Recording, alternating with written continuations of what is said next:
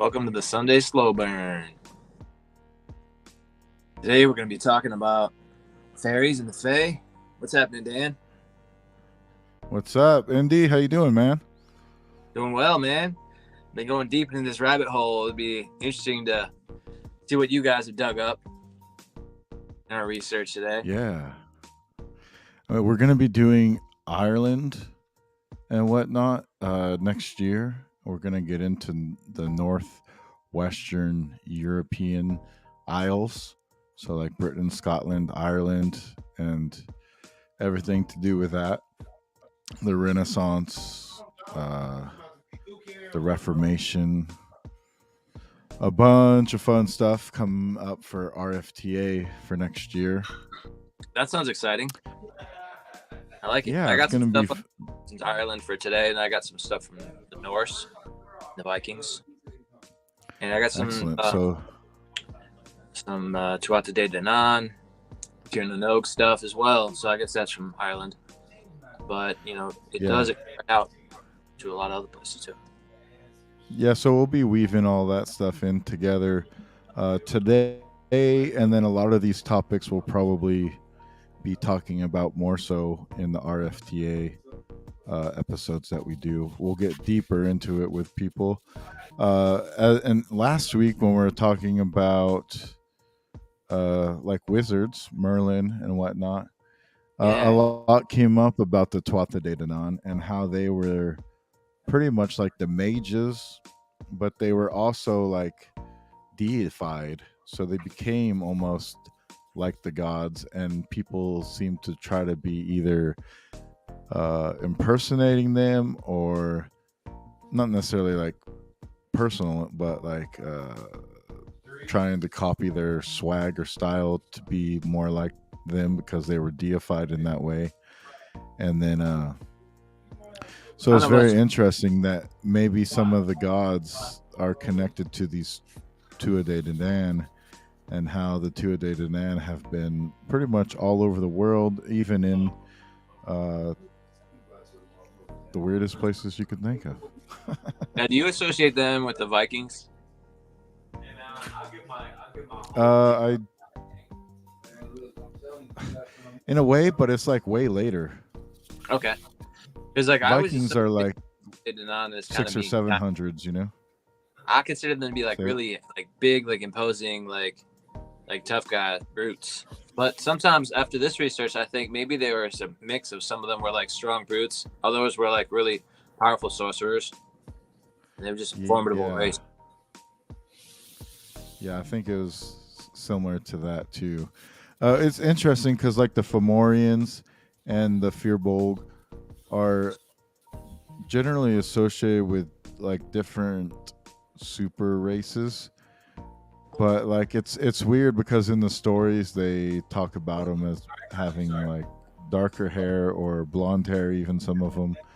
The god Bress, who was half Tuatha de Danaan and half Fomorian, it was said that his dad had long blonde hair and he was a Fomorian and his mother was a Tuatha de Danaan. So it's because like from some things that I've heard, it comes across that the Fomorians are maybe a Afrocentric race and came from some other place because of the name Moor in the name of Fomorians.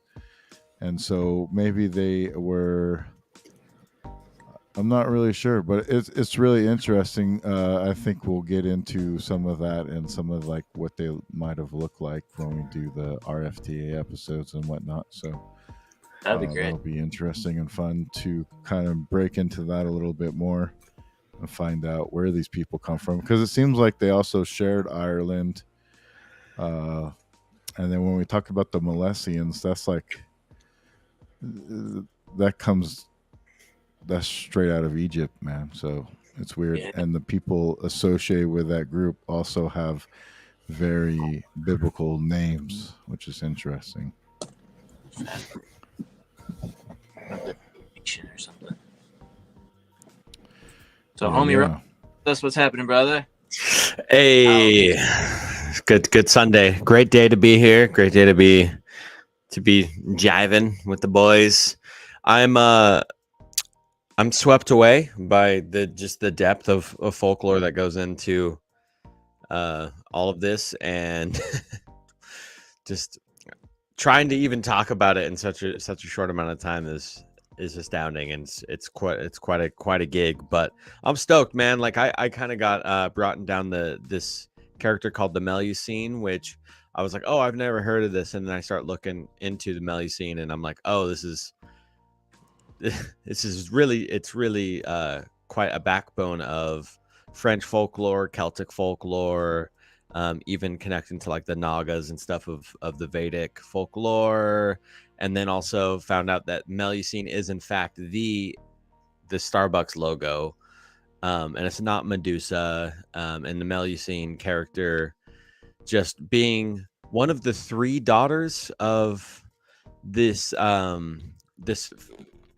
fairy who married the king of Albion, which was a part of like northern France that was Celtic, and so the kind of story of Melusine is almost like the story of Morgan in a way, and I will get into that later, or Morgan or Morgaine. When like I'm pretty sure the Marigot, it's the same, Morrigan. is right.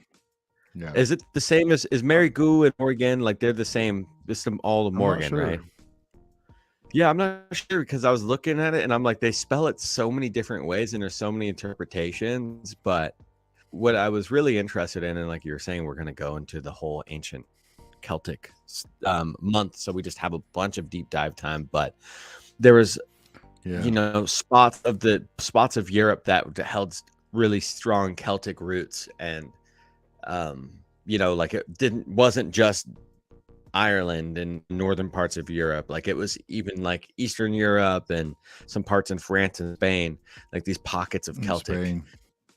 Yeah. And I'm like, damn, that's kind of blew my mind, So starting to think about, this very mystical culture that held a lot of mystical things, value their society.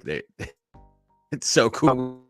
We love the mystic beings and the supernatural spiritual goodness here, and the entities and the elementals. They were all about the elementals. And I definitely have some Manly P. Hall to get into later, because I think it's a great thing to bring up when we're talking about fairies and stuff. So, but we go from here. What's the deal? What are we jiving on? How are we going to start? How are we going to shake this off? Do we got some etymology or something? Like what? I got some etymology. I do. Break down what fairies are. All right. So this interestingly ties back to a French word that goes all the way back to Latin and Proto-European, but I didn't really see too much information from the French, a little bit from the Spanish, but the French word that it goes back to is Fae, F-A-E, that originates in the Old French, and that ties back to fata, which means the fates in Latin, which comes from the original ba,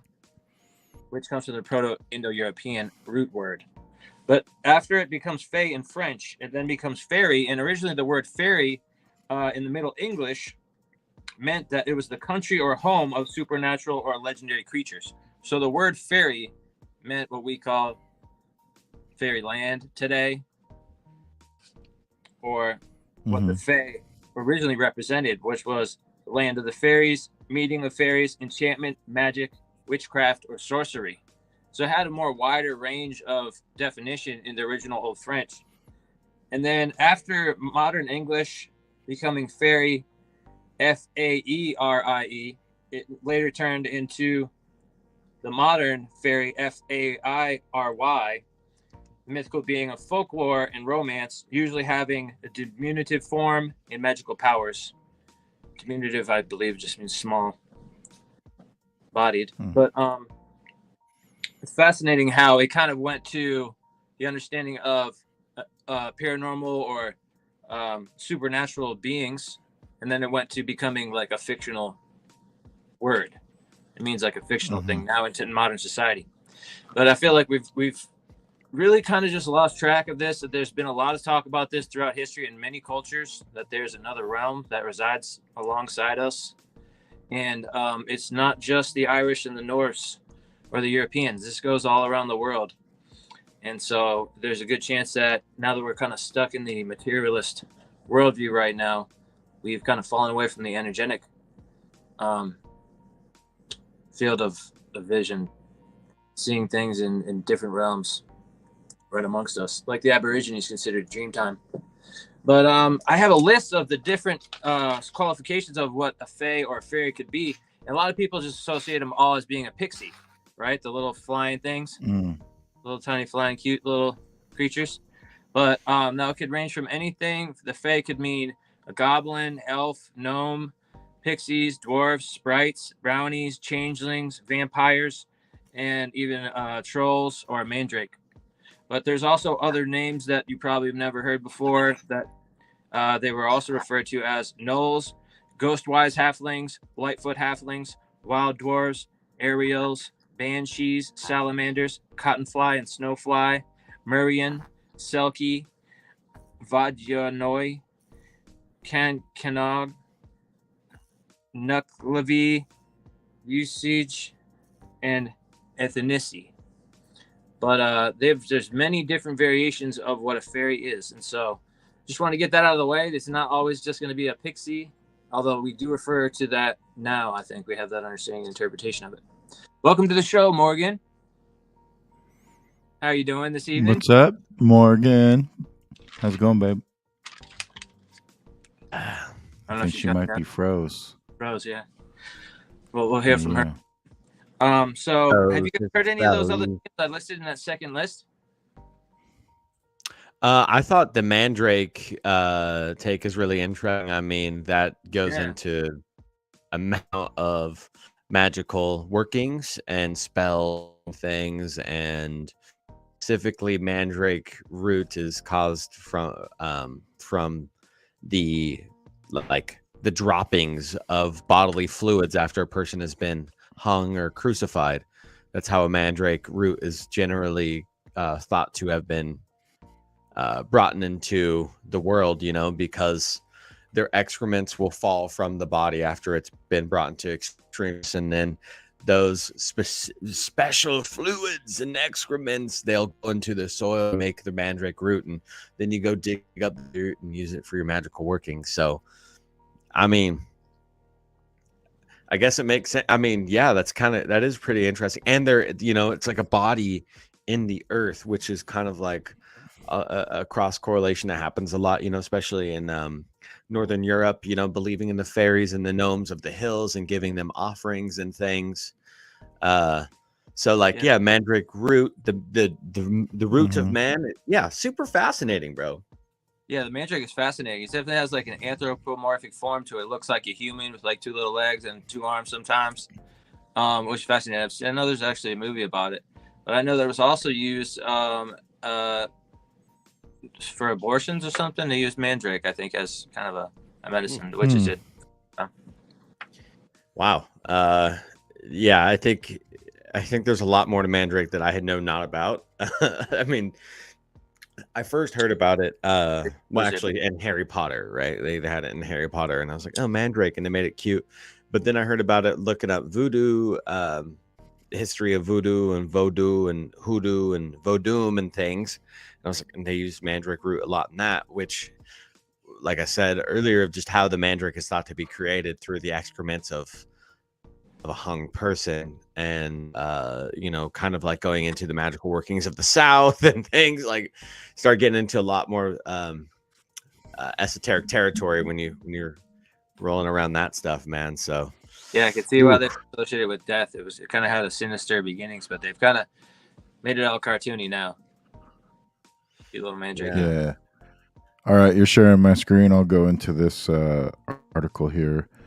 Meetings of the Queen with the Queen of Elfame, a magical and protective fairy queen, by Natalia Klimziak from the Ancient Origins websites. Fairies are common beings in European folklore, perhaps even since pre-Roman times. They are known in most cultures and in different regions around the world. Many legends say that the fairies' leader is a mysterious queen who wisely ruled all of fairyland.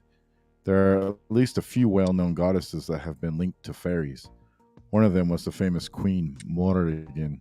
Another one was Danu, a Celtic mother.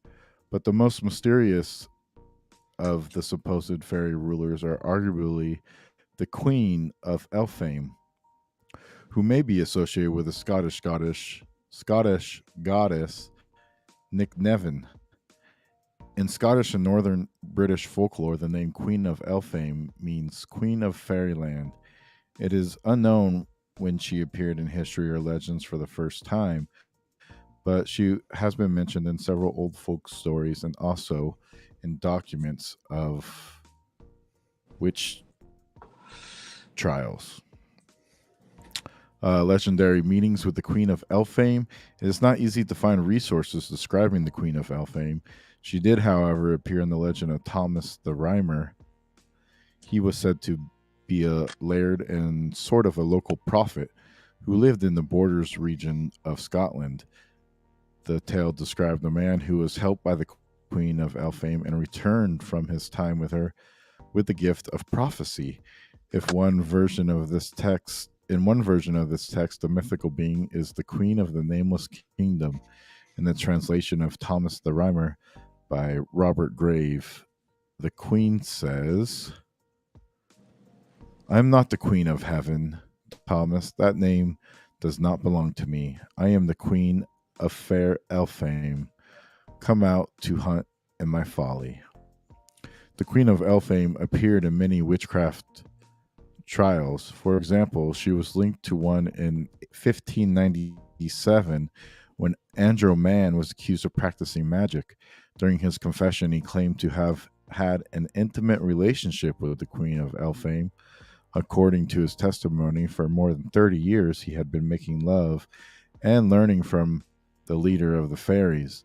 Andrew Mann said that he had several children with the Queen and she had granted him with gifts of knowledge and healing. Moreover, according to the legend based on the previously described ballad of Thomas the Rhymer, he claimed that he was also kidnapped by the Queen to have a sexual affair with her. Dun dun dun. Wild. The best. The figure reportedly used to meet with women as well. It is said, for example, that she appeared in front of two women who were believed to be witches, Bessie Dunlap and Isabel Gowdy. Bessie claimed that the Queen of Elfame came to her for the first time when she was in labor. According to both women, the Queen visited them many times. She reportedly taught them how to heal people and animals. The legend of the fairy Queen became an inspiration for many famous artists and writers.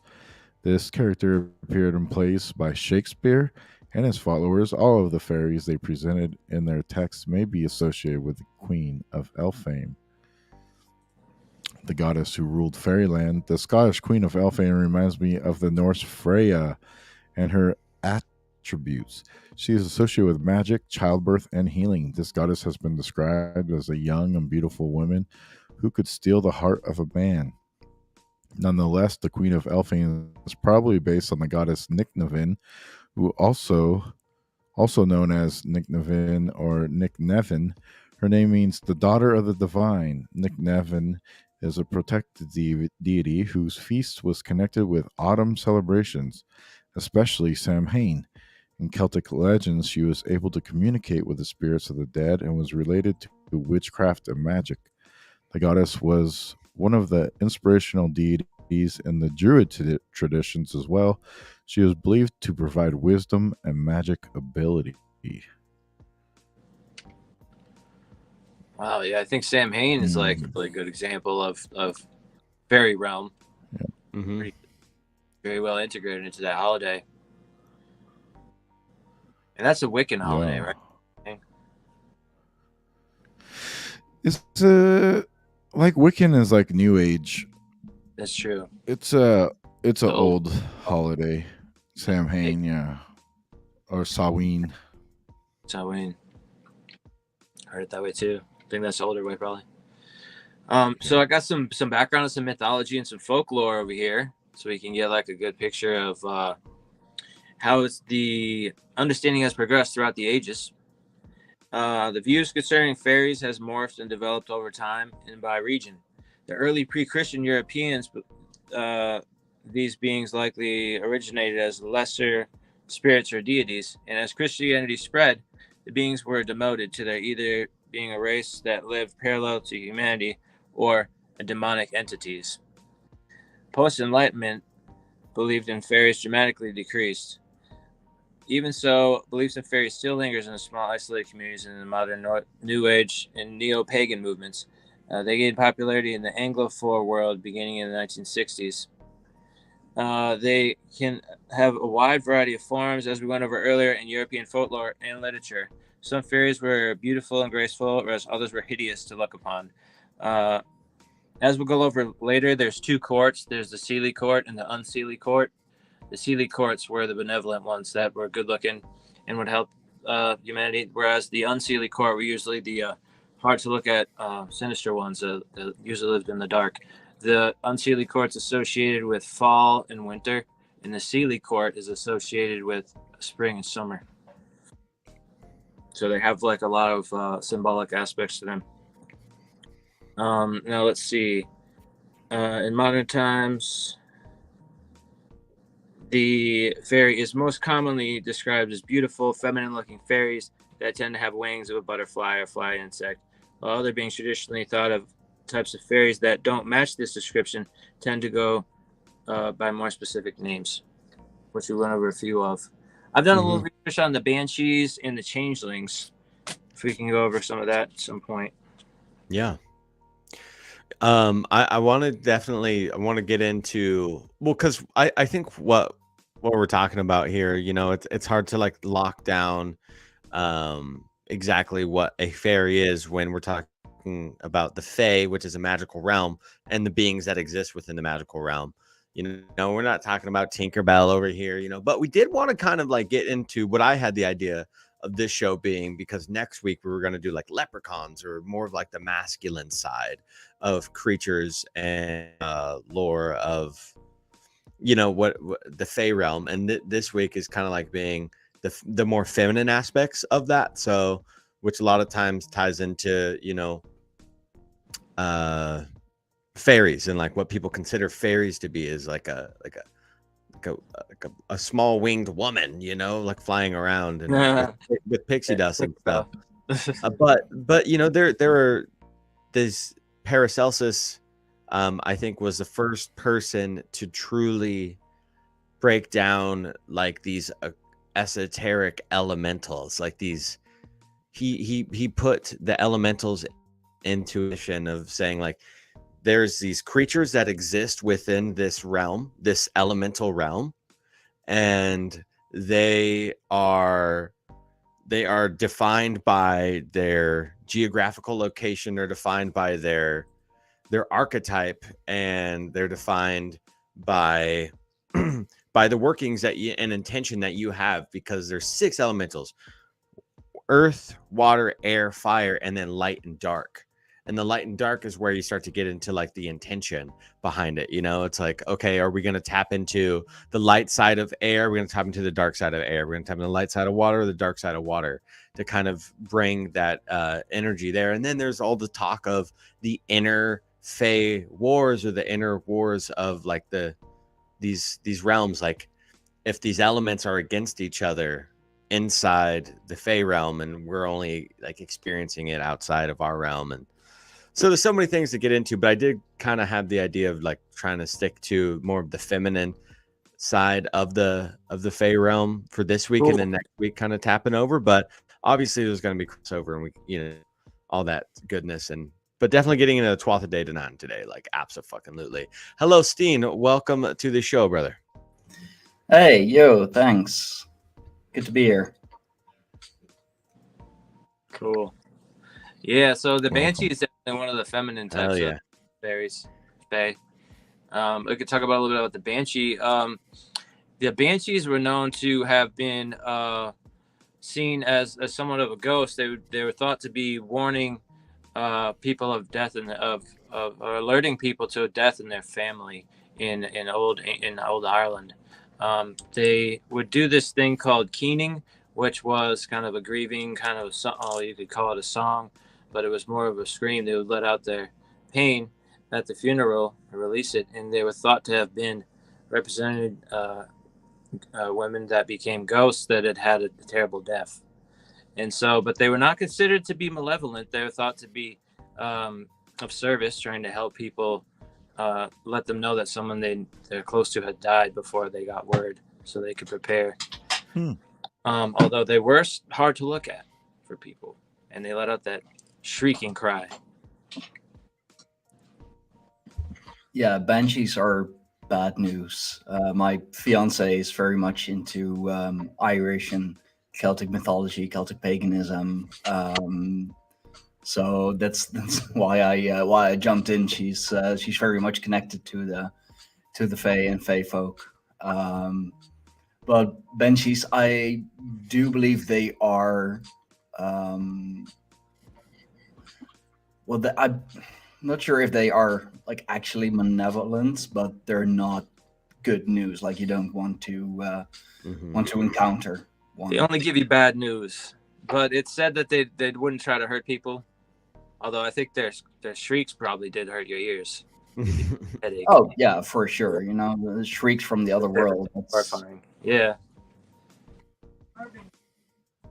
Harbingers. Bad news.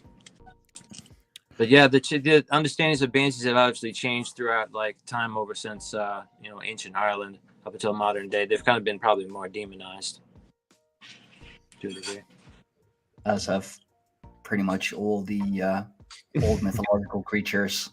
I just started that show, American Gods. Like someone, or a lot of people have recommended it, and then I started it a couple days ago just to check it out, and I was like absolutely captivated because the concept of it is so spot on.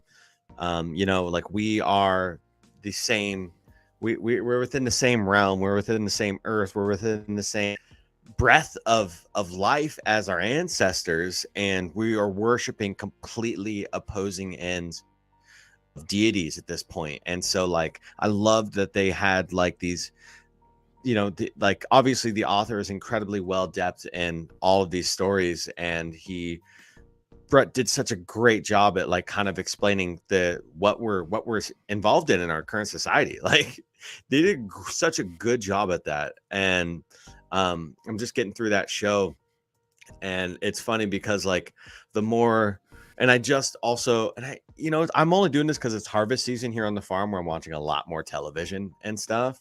But like I just also finished the show True Blood, which had vampires and fairy and werewolves and all these things that we had also been talking about on the podcast. But apparently the media has been dick hard on talking about the magical realm for so long, and they're bringing up a lot of really occult aspects in a lot of these shows, and the writers that write the actual books that the shows are based off of have incredible, awesome esoteric knowledge, and they imbue it upon their art, and I'm just now discovering it. So I'm like a kid in a candy shop right now with all these like awesome shows and books and stuff. I'm like, damn it, dude, like I have so much research ahead of me. But I do love the elementals, man, and I love the Fae folk. And welcoming someone else to this beautiful stream, the slow burn. We have Mark. What's happening, brother? Naughty Roman, what's up, brother? You invited me. Invited me, and then I was 30 minutes in. I'm like, where's the invite? I thought I was gonna talk about fairies. What's up, Dan? What's up, Indy? What up? Happening. I don't know how to pronounce your name, brother, but nice to meet you. And Roman, hello, of course. What's up? Welcome, brother. Yeah, I know. I've been slacking today. Yet Sundays always end up being like I get so deep down a rabbit hole, like last minute, that I'm just like doing. It's all right. So it's much- the slow so much burn. happening. You slow Yeah. burn invite tonight. It's okay. I don't mind. Oh yeah, man. Oh yeah, man. Well, Well, I will say, if I could jump in real quick. I just talked to Joshua Cutchin, who wrote a couple books on fairies. So I feel like I'm a little bit primed up for this topic if we're going to get into it. But don't let me jump in too soon. jump in right now, man. Tell us about the book. Tell us about Cutchin. Oh, and also welcome, Morgan. Hello. Hi. The Fae has entered the realm. Yes, sir. Right on. Hello. Well, the book you asked me to describe is called Ecology of Souls. And what's interesting about Joshua Cutchin particularly is his first book that he was well known for was dealing with Bigfoot and the connection between Bigfoot lore and fairies and UFOs.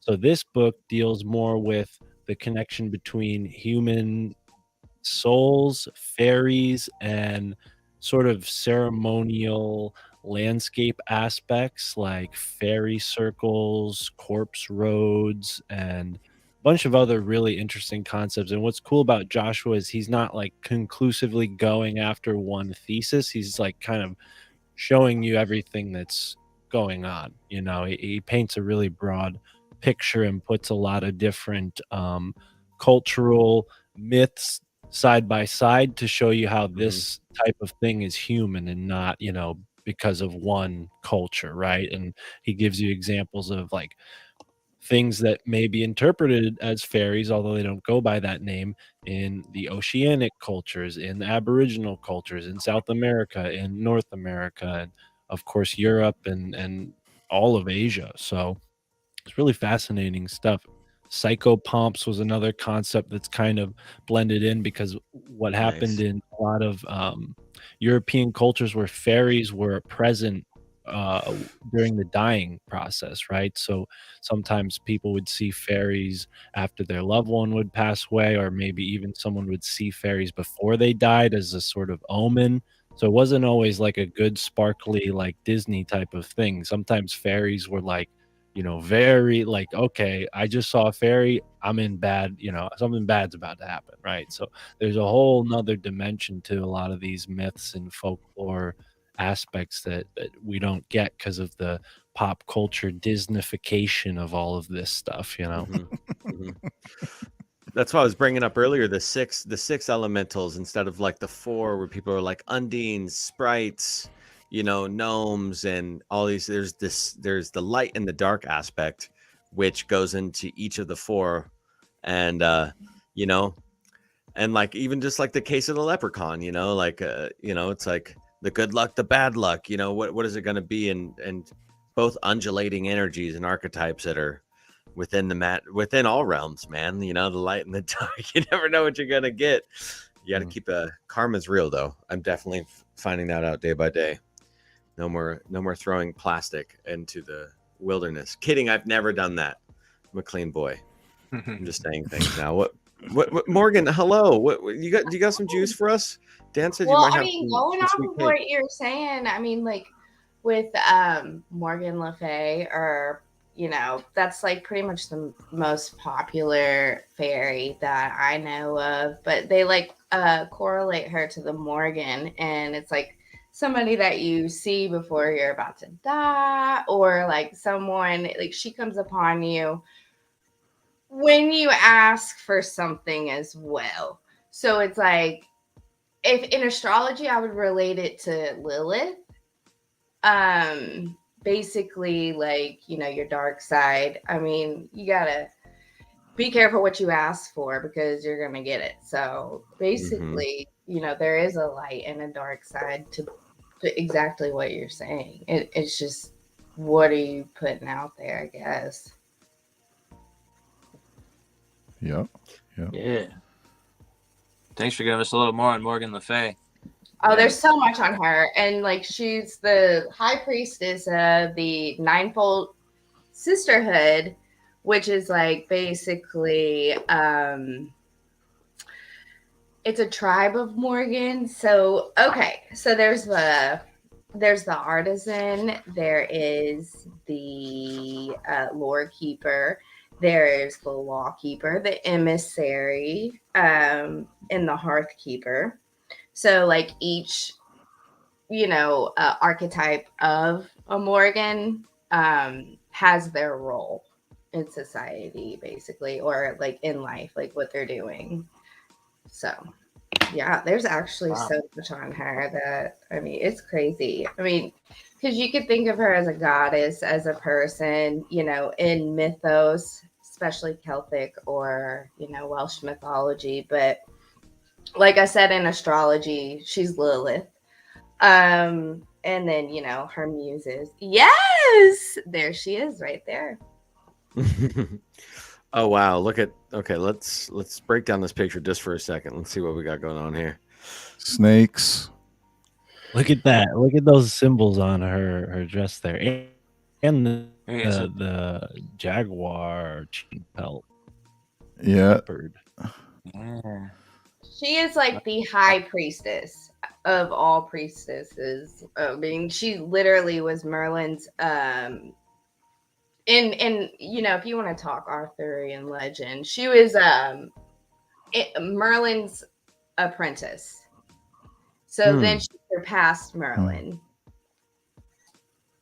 So then a lot of drama comes with that. I mean, some people say she's Arthur's sister. I mean, basically, she is the bard that carried him when he died to the Isle of Avalon, which is known as the Isle of the Apples. And there they, you know, still live, apparently. In a cloud in the Red Sea. So she carried him to Avalon when he died, or he survived? Well, to keep him alive, because she knows every type of like medicine out there. I mean, you have to remember, she surpassed Merlin when it comes to necromancy. So it just literally, yes. So every resurrected him. Yeah, because in the legend, with the Excalibur, it is supposed to be the protector, the healer. Like, you can't have anything bad happen to you if you are in possession of it. And he gave it to her. That's Guinevere. Okay, that's Guinevere, and that's Morgan Le Fay. And that is Guinevere's cousin, I think. Oh my god.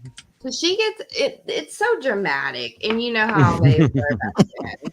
But you know what I mean. There we go. Yeah. Yeah. Wow, playing with the elementals right there. Yeah. Oh yeah. This actually reminds me a lot of the story that you have in the more Germanic paganism, Norse paganism of Idun and the golden apples, because that's where the gods are said to get their power and their immortality from. Yeah, Odin eating the golden apples. And that sounds like the Philosopher's Stone, right? Kind of does, yeah.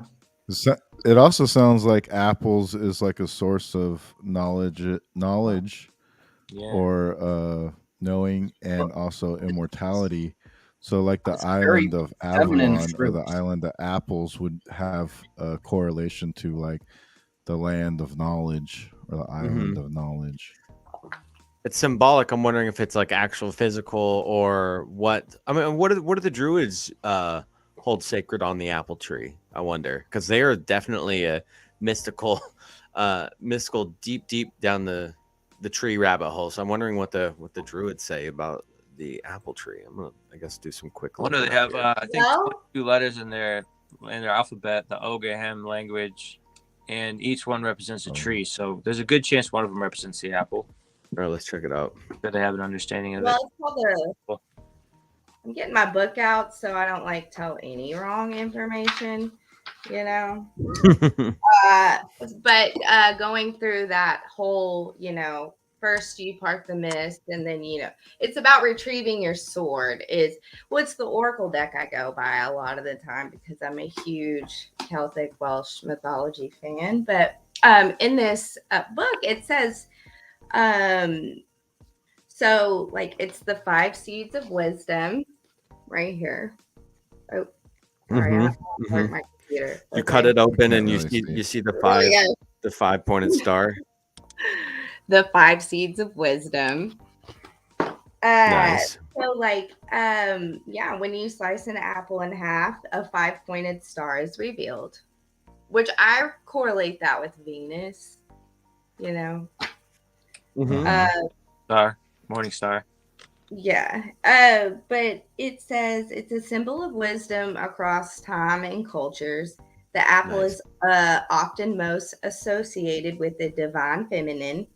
And we Mhm. see in Celtic rituals and culture that the island of apples is one of the names for the blessed isle of the other world. So here the dead dwell blissfully at rest in a place that produced everything of its own accord.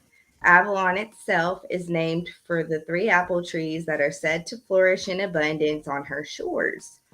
Deriving from the Welsh name Ons Avalon, the island of apples, Avalon is also an island of healing, attended by a ninefold sisterhood skilled in the sight and in the curative arts. Basically, it's just like knowing, I guess, after you go through the process. It's knowing. Excellent. And interestingly, when you cut an apple in half, there's two 5-sided stars, and in the Ogham or Ogham alphabet of the Druids, it is the 10th letter known as Quirt, representing the apple tree, and they say that let's see, it stands for the crab apple tree and is associated with immortality, vision, and wholeness. And the letter Q, non-existent in Old Irish, and the Quirt has been interpreted to mean hound or wolf, and synonym for warrior. Yeah. I got one here. Apple as a gateway to the world. And another legend from the Huron tribe, the world is divided into two parts. One part is the sky world, where the people lived, and the second world is the lower world, which all was water, where the animals lived. A girl who lived in the sky world was tired and went to take a nap underneath an apple tree. A hole appeared under the tree, and she fell through along with the apple tree to the lower world below. She is caught by two swans, and then a big turtle brings all of the animals together. They decide to bring the soil up from the depths of the water to create an island for her to live on. This doesn't work so well, but eventually the animals spread seeds and dirt onto the turtle's back, and the girl lives there now. The world rests on the big turtle's back, which is why this land is called Turtle Island. And you have apple as a gateway, like her sister, the hawthorn. Apple trees can be gateways to other realms and experiences. The holes that open in the ground, the apple as a key to the castle. The sleeping person under the apple tree is transported to a new place. An apple offers us these journeys and experiences in a much more gentle way than the hawthorn tree. I think I might be Mark mistaken, wants you to but share a screen. okay. Here we go. What's the movie with the rabbit and Cinderella and the lady in the blue dress? Alice in Wonderland? Yeah, is there an apple in that one? Is that a thing? No. You're No. thinking of Sleeping Beauty. That is Sleeping Or, Beauty. Okay. I got my little cartoon. Snow White. Snow White. Yeah. Makes me think of That's what it is. Johnny Appleseed. That story is on here, and it has let me see. But it goes into where Johnny Appleseed came from. John Eastman in Field and Forest has much to share about the apple tree. He notes, as any wild food forager will attest, that commercially grown apples are grafted and carefully managed. These growing in the wilds are much wider variety. Oh, that's one thing that's interesting about the seeds, I'll say, is each seed inside the apple is a different strain of apple than the apple it came from. So no apple seed inside that apple is the actual strain of apple that apple is.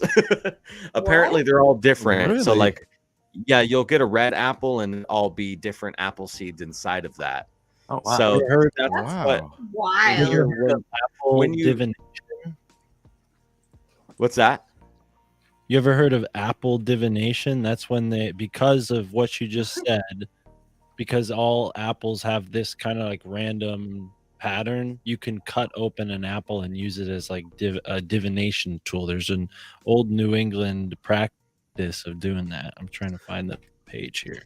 I wonder if there's a relation between the colors of the apples and like the planetary correlation, or like the mineral makeup in the apple that has like, like a composition of the minerals that creates the color. Because I know sugar itself, even though the inside is all apple color, but like the different colors of sugar that you get with fruit sugar they taste like that color because it's a literal different sugar, which means it's a different composite or different makeup. So like a yellow pineapple has that specific yellow fruit sugar, and it tastes like the color yellow.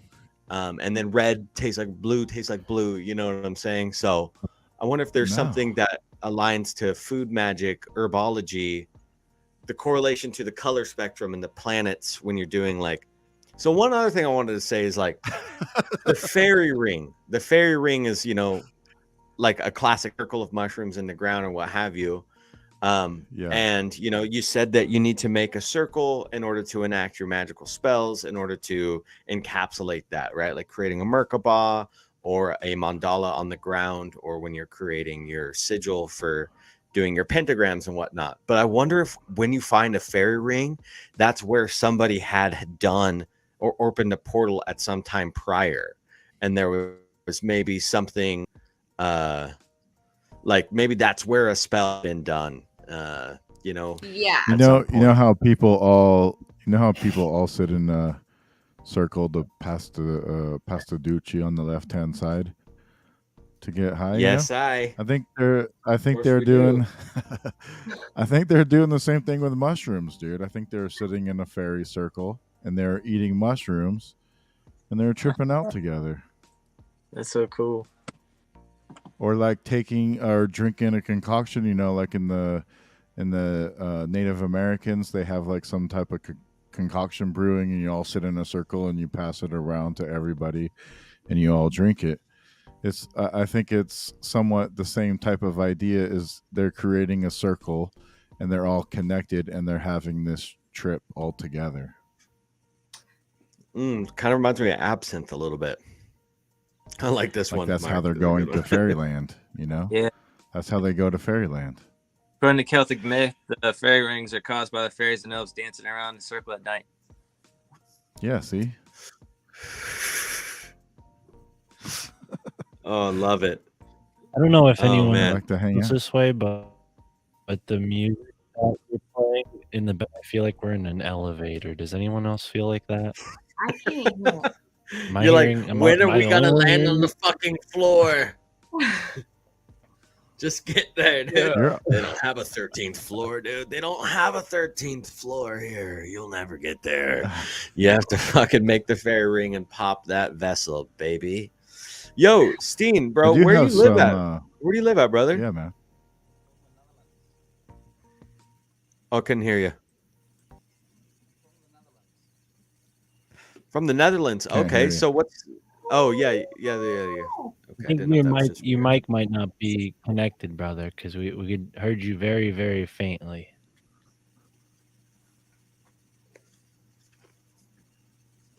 Yeah, those apples though, you Oh. cut them in half, and based on how many seeds you find, that's the divination thing I was talking about before. But Oh, Oh. yeah, Do they have to be picked off a tree, or can you go buy them? no, I don't think that matters at all. I mean, Okay. some apples that you get in the store, I don't think have seeds in them. I don't know. I think some apples don't, but that might be an indication you're getting a GMO apple. Well, obviously. and what's the spell you're gonna crack when you crack open a seedless apple? I bet that's Yeah, some like that's scary. suck your Yeah. soul away a little bit. In there, Yeah. or how you tell the seeds apart. Yeah. Maybe you can read the colors before they sprout or something.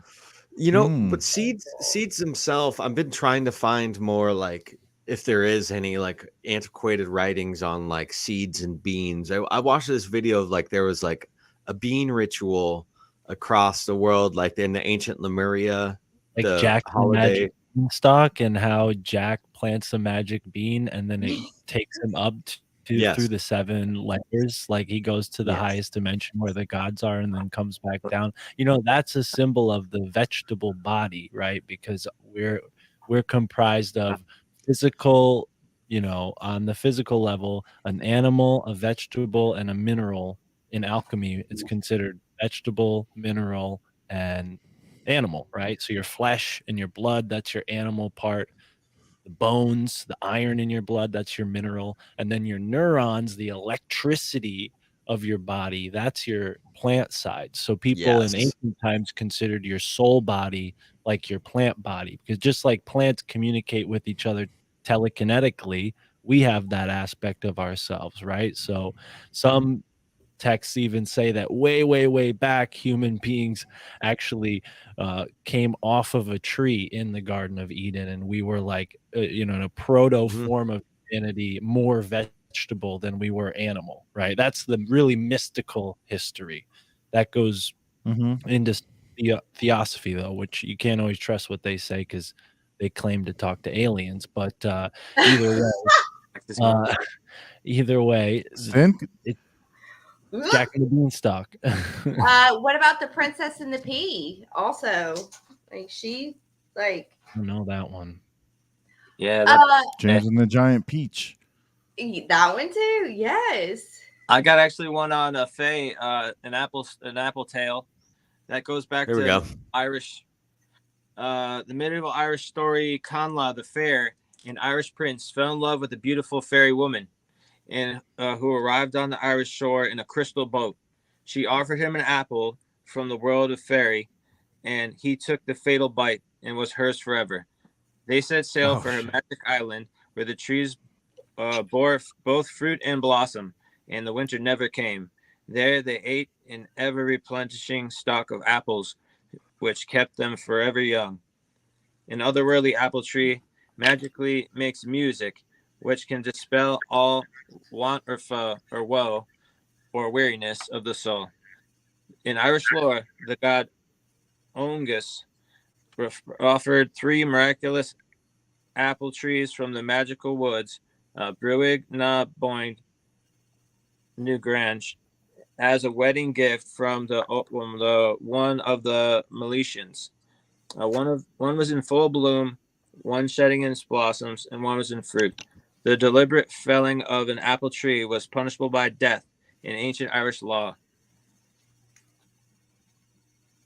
It's considered to be the noblest tree of all. Symbolizes Dude, that reminds me. I mean, there are so many stories about, taking a bite from an apple and it being fatal or, being cursed or whatever, just the story of Adam and Eve, Snow White. Now this story, there has to be something to it. I mean, this is not like, it's weird. And like the apple, it's a very, very feminine fruit as well. Like if you cut it in half, look at it. What does it represent? So, yeah, exactly. And then like with the seeds, that's the masculine part. Then again. Yeah.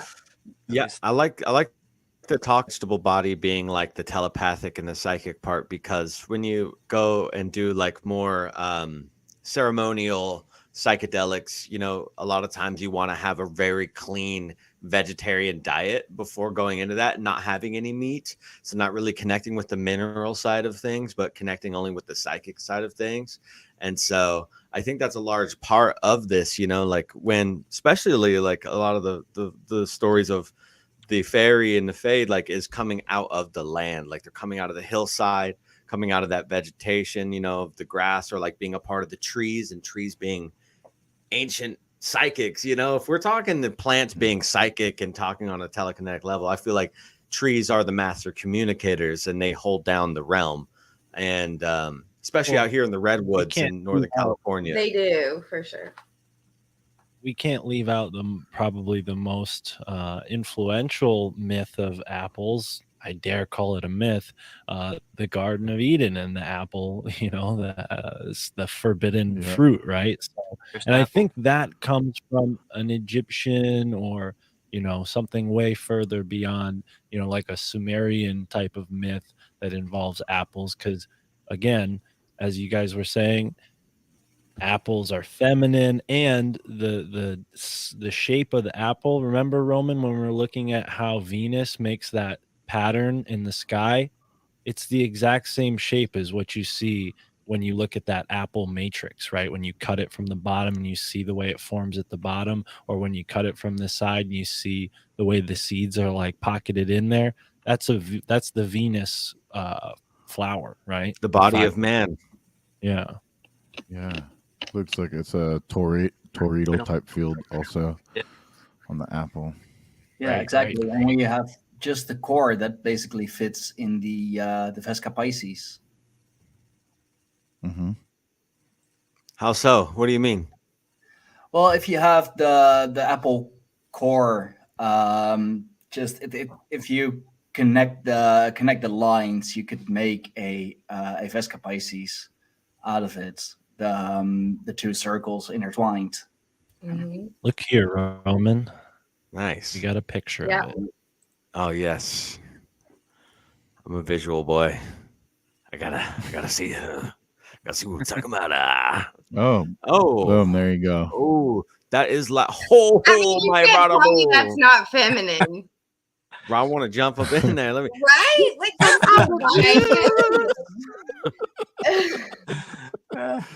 Look at her butthole hanging out. Oh, Oh, bud. Whoa, Dan, come on, dude. Jeez, bud. All right. No body shaming here, buddy. Let it hang, baby. I'm just- Anyways, It's a joke. It's a joke. I know. Speaking of low hanging fruit, Yes, Hey, yes, man. yes. You know, it's all part of the tree, so we love it. Hey, that Well, that image that Mark showed earlier of the apple tree and the people under it, it had a blue serpent wrapped around the tree, which I thought was interesting because the blue is like a higher vibrational, right? That's your throat chakra. It looked like it was talking to the girl, so almost like the snake was speaking to her some knowledge from the apple tree. Apparently, apples Yeah. for love and healing magic. Enjoyed it. Yes. Have any of you played the Assassin's Creed video game? The Nope. whole Which the one? whole game centers Like 10 around of 'em. Templars and secret Okay. societies and whatnot. But anyway, spoiler alert: at the end of the game, you get this magic apple, and it unlocks the whole realm and all this stuff. And at the beginning of that game, I always found it weird that they have this like religious disclaimer. They're like, "Oh, we don't claim any religion with this video game," and I always was like, "What do they mean?" It turns out that's their way of hiding the fact that they're using all these secret society themes within their video game. So that's a great way. You know, you talk about video game MK Ultra. That's like an opposite version of that. That's a video game that can enlighten you. Yeah, word. I love that.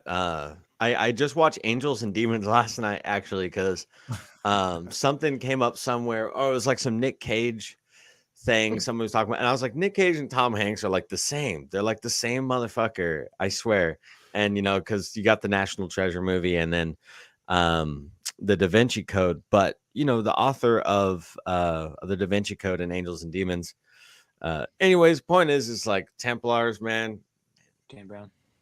Dan Brown, yeah, those guys. Oh man, there's so much light being thrown on them through like these different media sources that it just makes me like, it's just like, I start to get like pretty skeptical on them. I'm like starting to even like, I'm getting MK Ultra'd myself. I'm like, okay, these guys didn't exist at all, you know. But they did. They did. Angels and Demons is a great movie, by the way. Tom that's Hanks part is of a weirdo. the cloning theory. I believe that they can. I've seen call it the documentary on Rumble just the other day that like just so many celebrities like just look like each other that you know they could be clones of each other or like just a different version of themselves. I believe that. I absolutely believe that. I mean, like some people say the queen was dead for like 15 years. You know what I mean? Like that they just announced that she died. Like she'd had a clone like be her. So I mean, anything's actually possible with that. Oh, there are claims that Elton John played the Queen for the last 3 years. I love that. Speaking of fairies, you know. Exactly. That's believable. Way to keep it in the shapeshift. I wanted to get into this other story because it connects into this other thing that I wanted to talk about. It's sort of it involves the fairies, but a little bit in a different way. So it's the Tuatha De Danann, the enchanting predecessors of the Irish fairies and elves by Carrie Sullivan. And most people do not believe in elves. The little people, along with fairies, banshees, and werewolves, are often thrown into the category of fantasy and left to molder unless some video game or children's book decides to make use of them for commercial purposes. Whatever you believe to be true, stories of fantastic creatures are present in most ancient cultures, particularly in European regions such as Germany, Scandinavia, and Ireland. Widespread disbelief and discrediting of the mystical folklore have rendered, damn it, serious research into the origins of elves among almost non-existent. However, recent scientific and historical analysis of the folklore of Ireland reveal that elves are not wholly fictional, but actually based on real life beings. The etymology of elf. First, for clarity, it should be noted that the word elf is not indigenous to Ireland. This word derives from a term used in Common Germanic, the ancestor language of the modern German, English, and several Scandinavian languages. Elf became a label for the Irish fairies when the English began to write and record Irish folklore. Originally, elf was used to describe all fairies.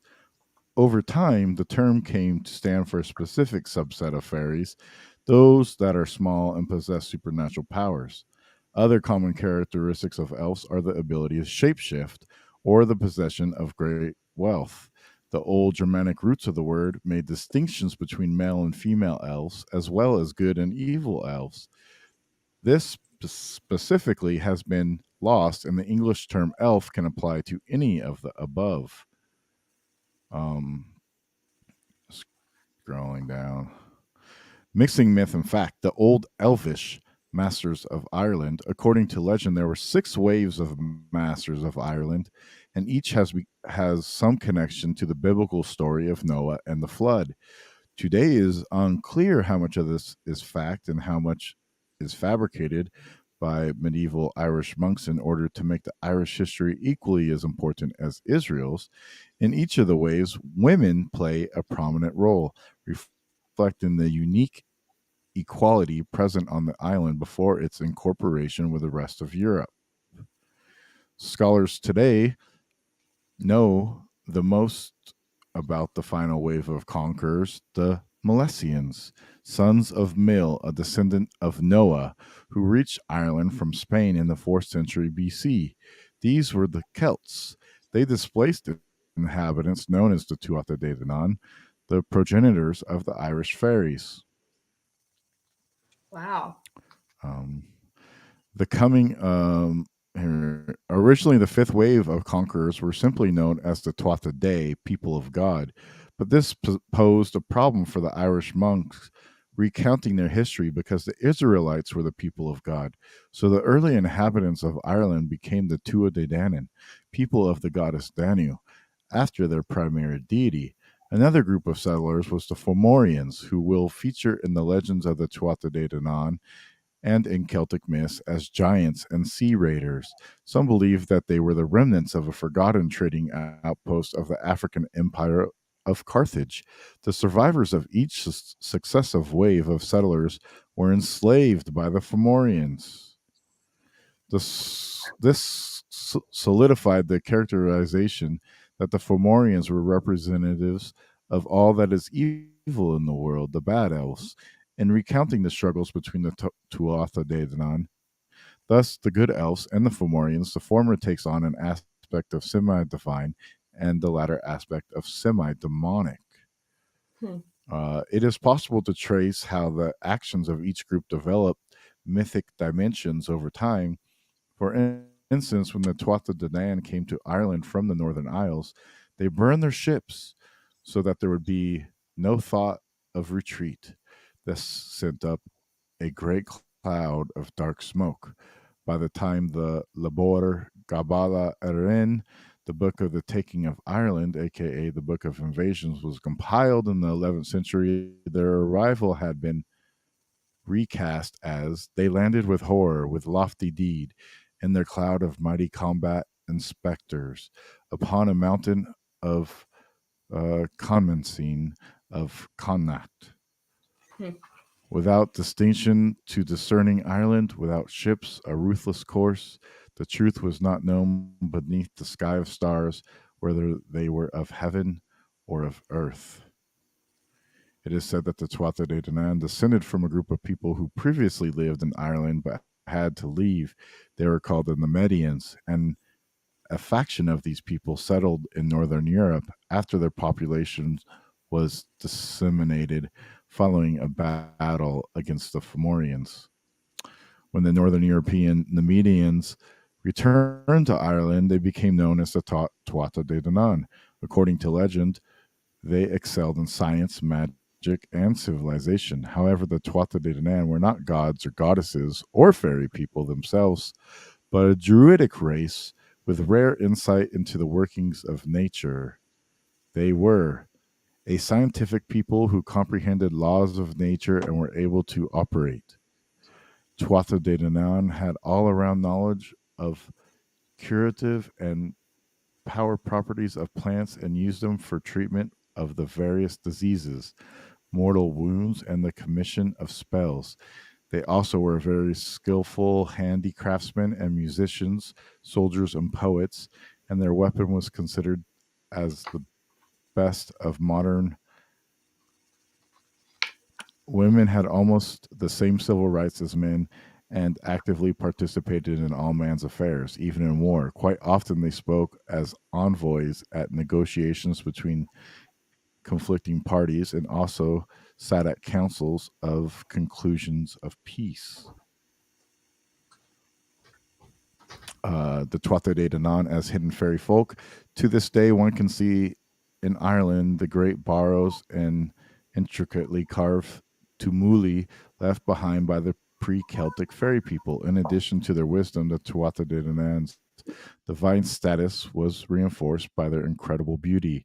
Tall and slight, the pre-Celtic men and women had very light skin, delicate features, blue, gray, or green eyes, and long golden hair with the faultless beauty could make any mortal people crazy. This is similar to some depictions of elves today. Yeah, there was a part in here, I believe, about. Well, I guess I didn't have it. Reminds me of Anyway, this reminds me of this book I have here, Atlantis in No.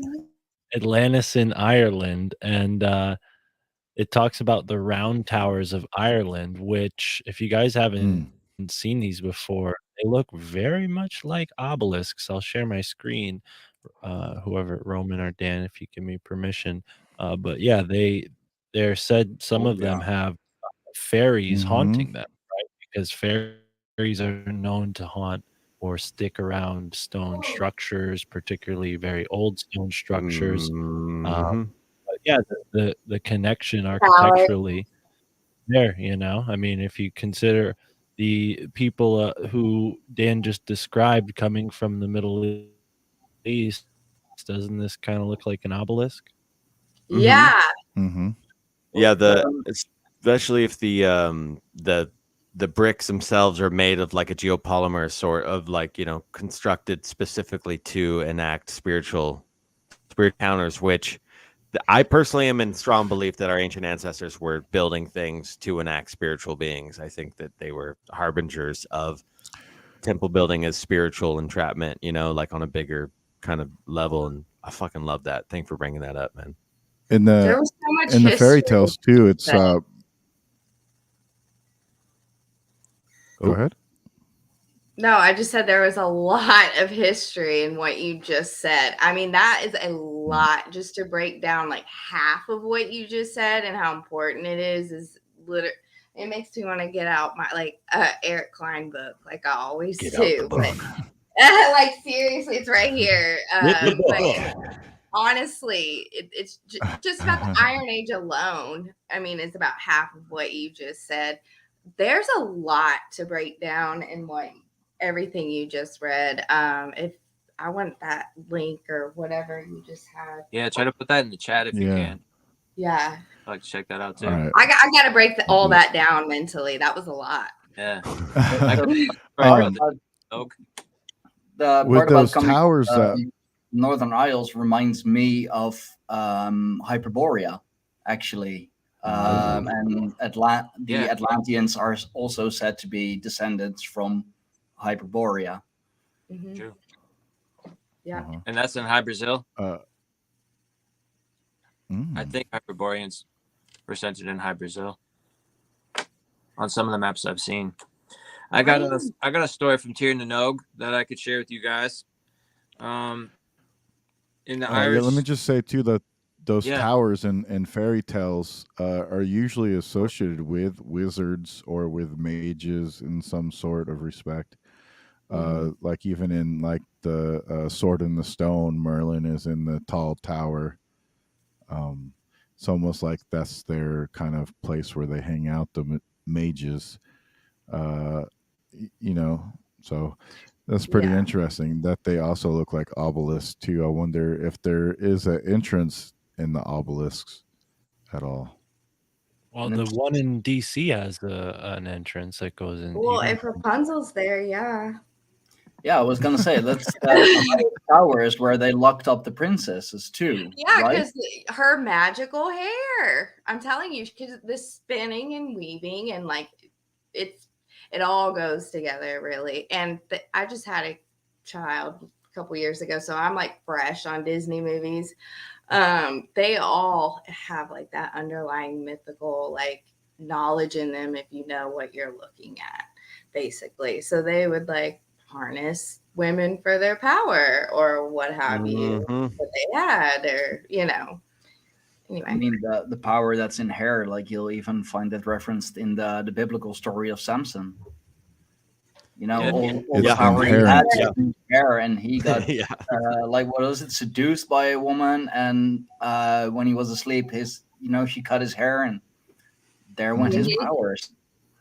Yeah. I'm- And Samson was a member of the tribe of Dan, Yeah. Dancing. which is He was. the Tuatha Danaan. What about Danzig? Danzig, yeah. Okay, Mother. Danzig's just carrying on the torch. It's like, let me kill the-" yeah, dude. I Hyperborea is damn it, in I forgot what the I was Ural gonna say. Mountains, by the way. Where's this? No, The Ural Mountains. Ural Mountains. Okay, Hyperborea. cool. Sorry. Tara I mean, is here, It's by up the till way. recently that it was thought to be Hey, or Tara. like known to be an actual country. Like only for the last, what is it, like 150 years we've made it a myth. Mm-hmm. I've seen it portrayed in High Yeah. Brazil maps that homie Romy shared a couple weeks back. What's that? Say it again. Remember how we Brazil? were A couple weeks back of like the Hyperboreans were in that map, and I had you send it over to me in messages. Oh, word. Yes, that map. Yes. Is it like where the north? Hold on. I think they're all throughout like the British Channel and maybe up even into Scandinavia. Like that. I've Yeah, seen that's that. the That's map. not the You one guys he's talking remember- about. Or No, is it it? was a black and white map. Yeah, that's what I thought. Yeah. Yeah.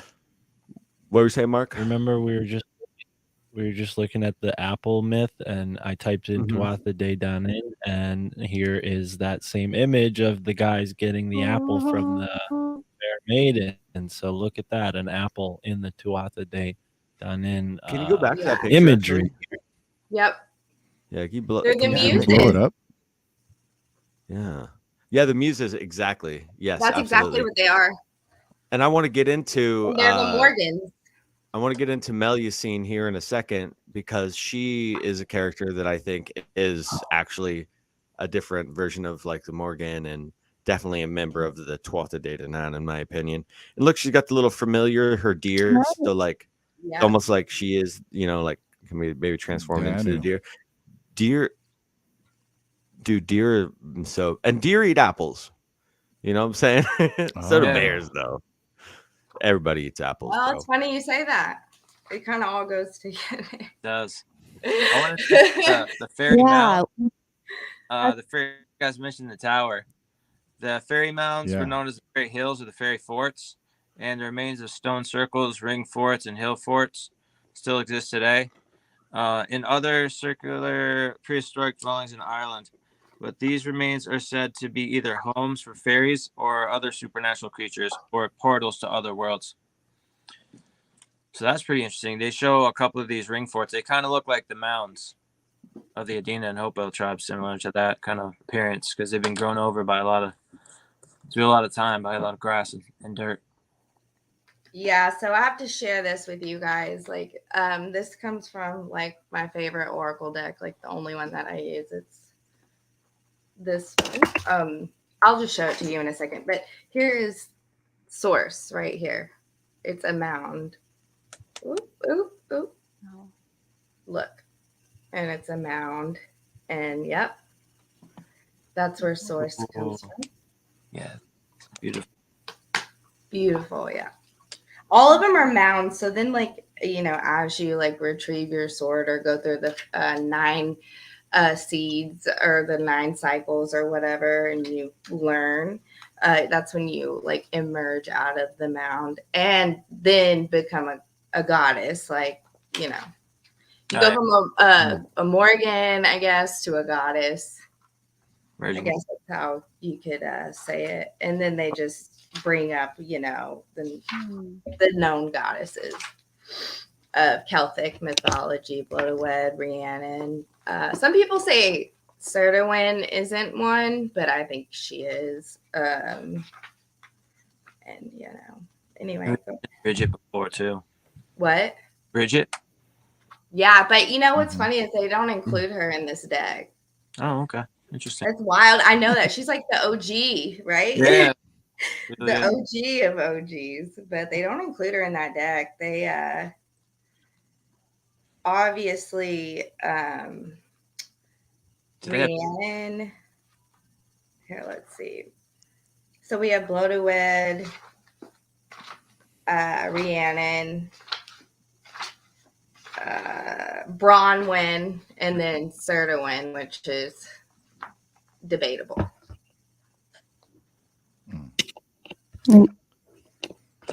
What do they represent? Or who? Pardon? What do they represent? Or who? They're the goddesses that come out of the Avalonian cycle of the nine seeds, or whatever you want to call it. Oh. Yeah.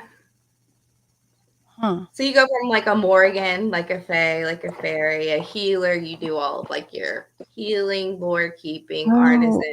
Go through that cycle. The spinner, the silver wheel. It's crazy, but like when you retrieve your sword, then that's what you become.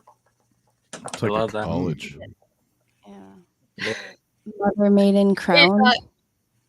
No, yeah, it's funny you say that too, because it precedes Mother Maiden Crone. Like she's like the mother of the Mother Maiden Crone mythology. She's older, and she's not like the same person.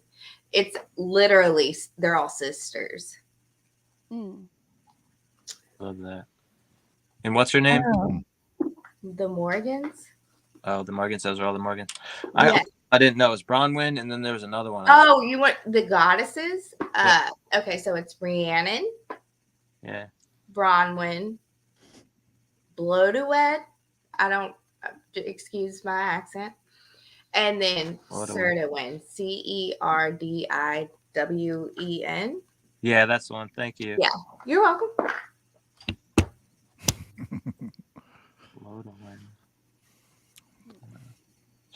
I got a love story from Tir na Nog that I wanted to go through real quick before we get over to the next thing. In Irish myths, the land of Tir na Nog is the realm of the other world, the place where the Fae lived and the heroes visited on quests. It was a place just outside the realm of man, off to the west, where there was no illness or death or time, but only happiness and beauty. It is important to note that Tir na Nog was not so much an afterlife as it was an earthly place, a land of eternal youth that could be reached by the way of magic. And in many Celtic legends, Tir na Nog plays an important role in the forming of both heroes and mystics. The very name Tir na Nog means land of youth in the Irish language. The War of Oisin. The best known tale of the Tir na Nog is the story of a young Irish warrior, Oisin, who fell in love with the flame-haired maiden Niam, whose father was the king of Tir Nanog. They crossed the sea of Niam's Niam's white mare together to reach the magical land, where they lived happily for 300 years. Despite the eternal joy of Tir Nanog, they were a part of Oisin that there was a part of Oisin that missed his homeland, and he occasionally felt a strange longing to return to Ireland. Finally, Niam knew she could hold him back no longer and sent him back to Ireland and his tribe, the Fianna. Oisin traveled back to his home on the magic white mare, and when he arrived, he found that all of his friends and family were long dead. His castle had overgrown with weeds. After all, he had gone for 300 years. Oisin turned back the mare to the west and sadly prepared to go back to Tir Nanog. On the way, the mare's hoof caught a stone, and Oisin thought to himself that if he carried the rock back with him to Tir Nanog, it would be like taking a bit of Ireland back with him. As he learned down to pick up the stone, he stumbled and fell and instantly aged 300 years. The mare panicked and ran to the sea, heading back to Tir Nanog without him. However, some fishermen had been watching on the shore as they were astonished to see a man age so fast. Naturally, they assumed magic was afoot, so they gathered up Oisin and took him to see St. Patrick. When Oisin came before St. Patrick, he told him the story of his red-headed love, Niam, and his journey in the magical land of Tir Nanog. Once he was finished, Oisin crossed out of his lifetime, and he was at last in peace. So that's a pretty wild story. He was riding across the ocean on the magical white mare. Sign me up. Where do you think Tir Nanog is at? Camelot. Sounds a lot like King Arthur. Sounds like it's all the way across the sea. It's not just some channel like the or something. It's everywhere. Yeah. Oh shit. Kind of sounds like the story of Odysseus as well. On the what is it? The island of the nymphs. Yep. Crossing the seas or the ocean on the white mare reminds me of Odin crossing the nine realms on Sleipnir. Oh, yeah, interesting. Wonder if that has a more astronomical story to it. Absolutely. Well, I think a lot of the myths do in a way, yeah. Yeah, everything does. It's all the same. I got this been pulled up here. If you guys haven't read what it is yet, this is indigenous Native American belief in fairies or their story on some fairies. The Nunehi, which sound like the Menehune of Hawaii, which are like little people, but the Nunehi are a race of immortal spirit people in Cherokee mythology. In the Cherokee language, Nunehi means the people who live anywhere, but it is often translated into English as the people who live forever or simply the immortals.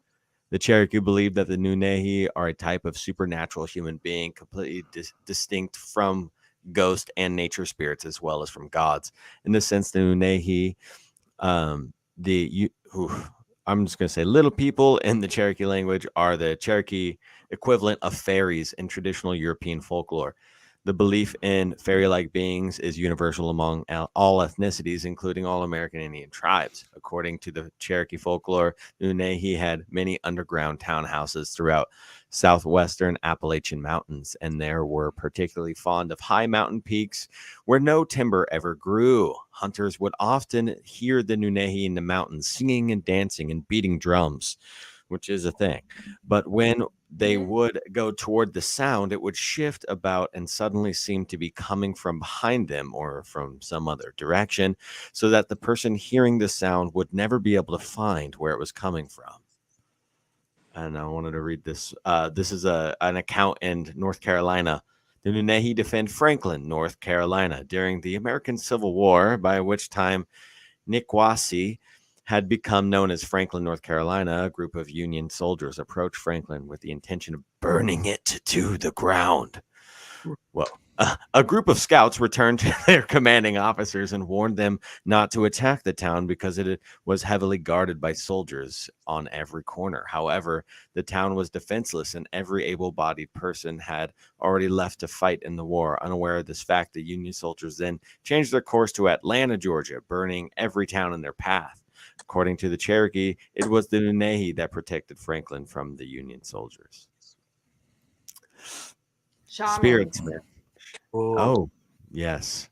Pretty cool. I live actually on the Trail of Tears, like where they dumped off the Native Americans, like right there. I live right where it started, right near Cherokee.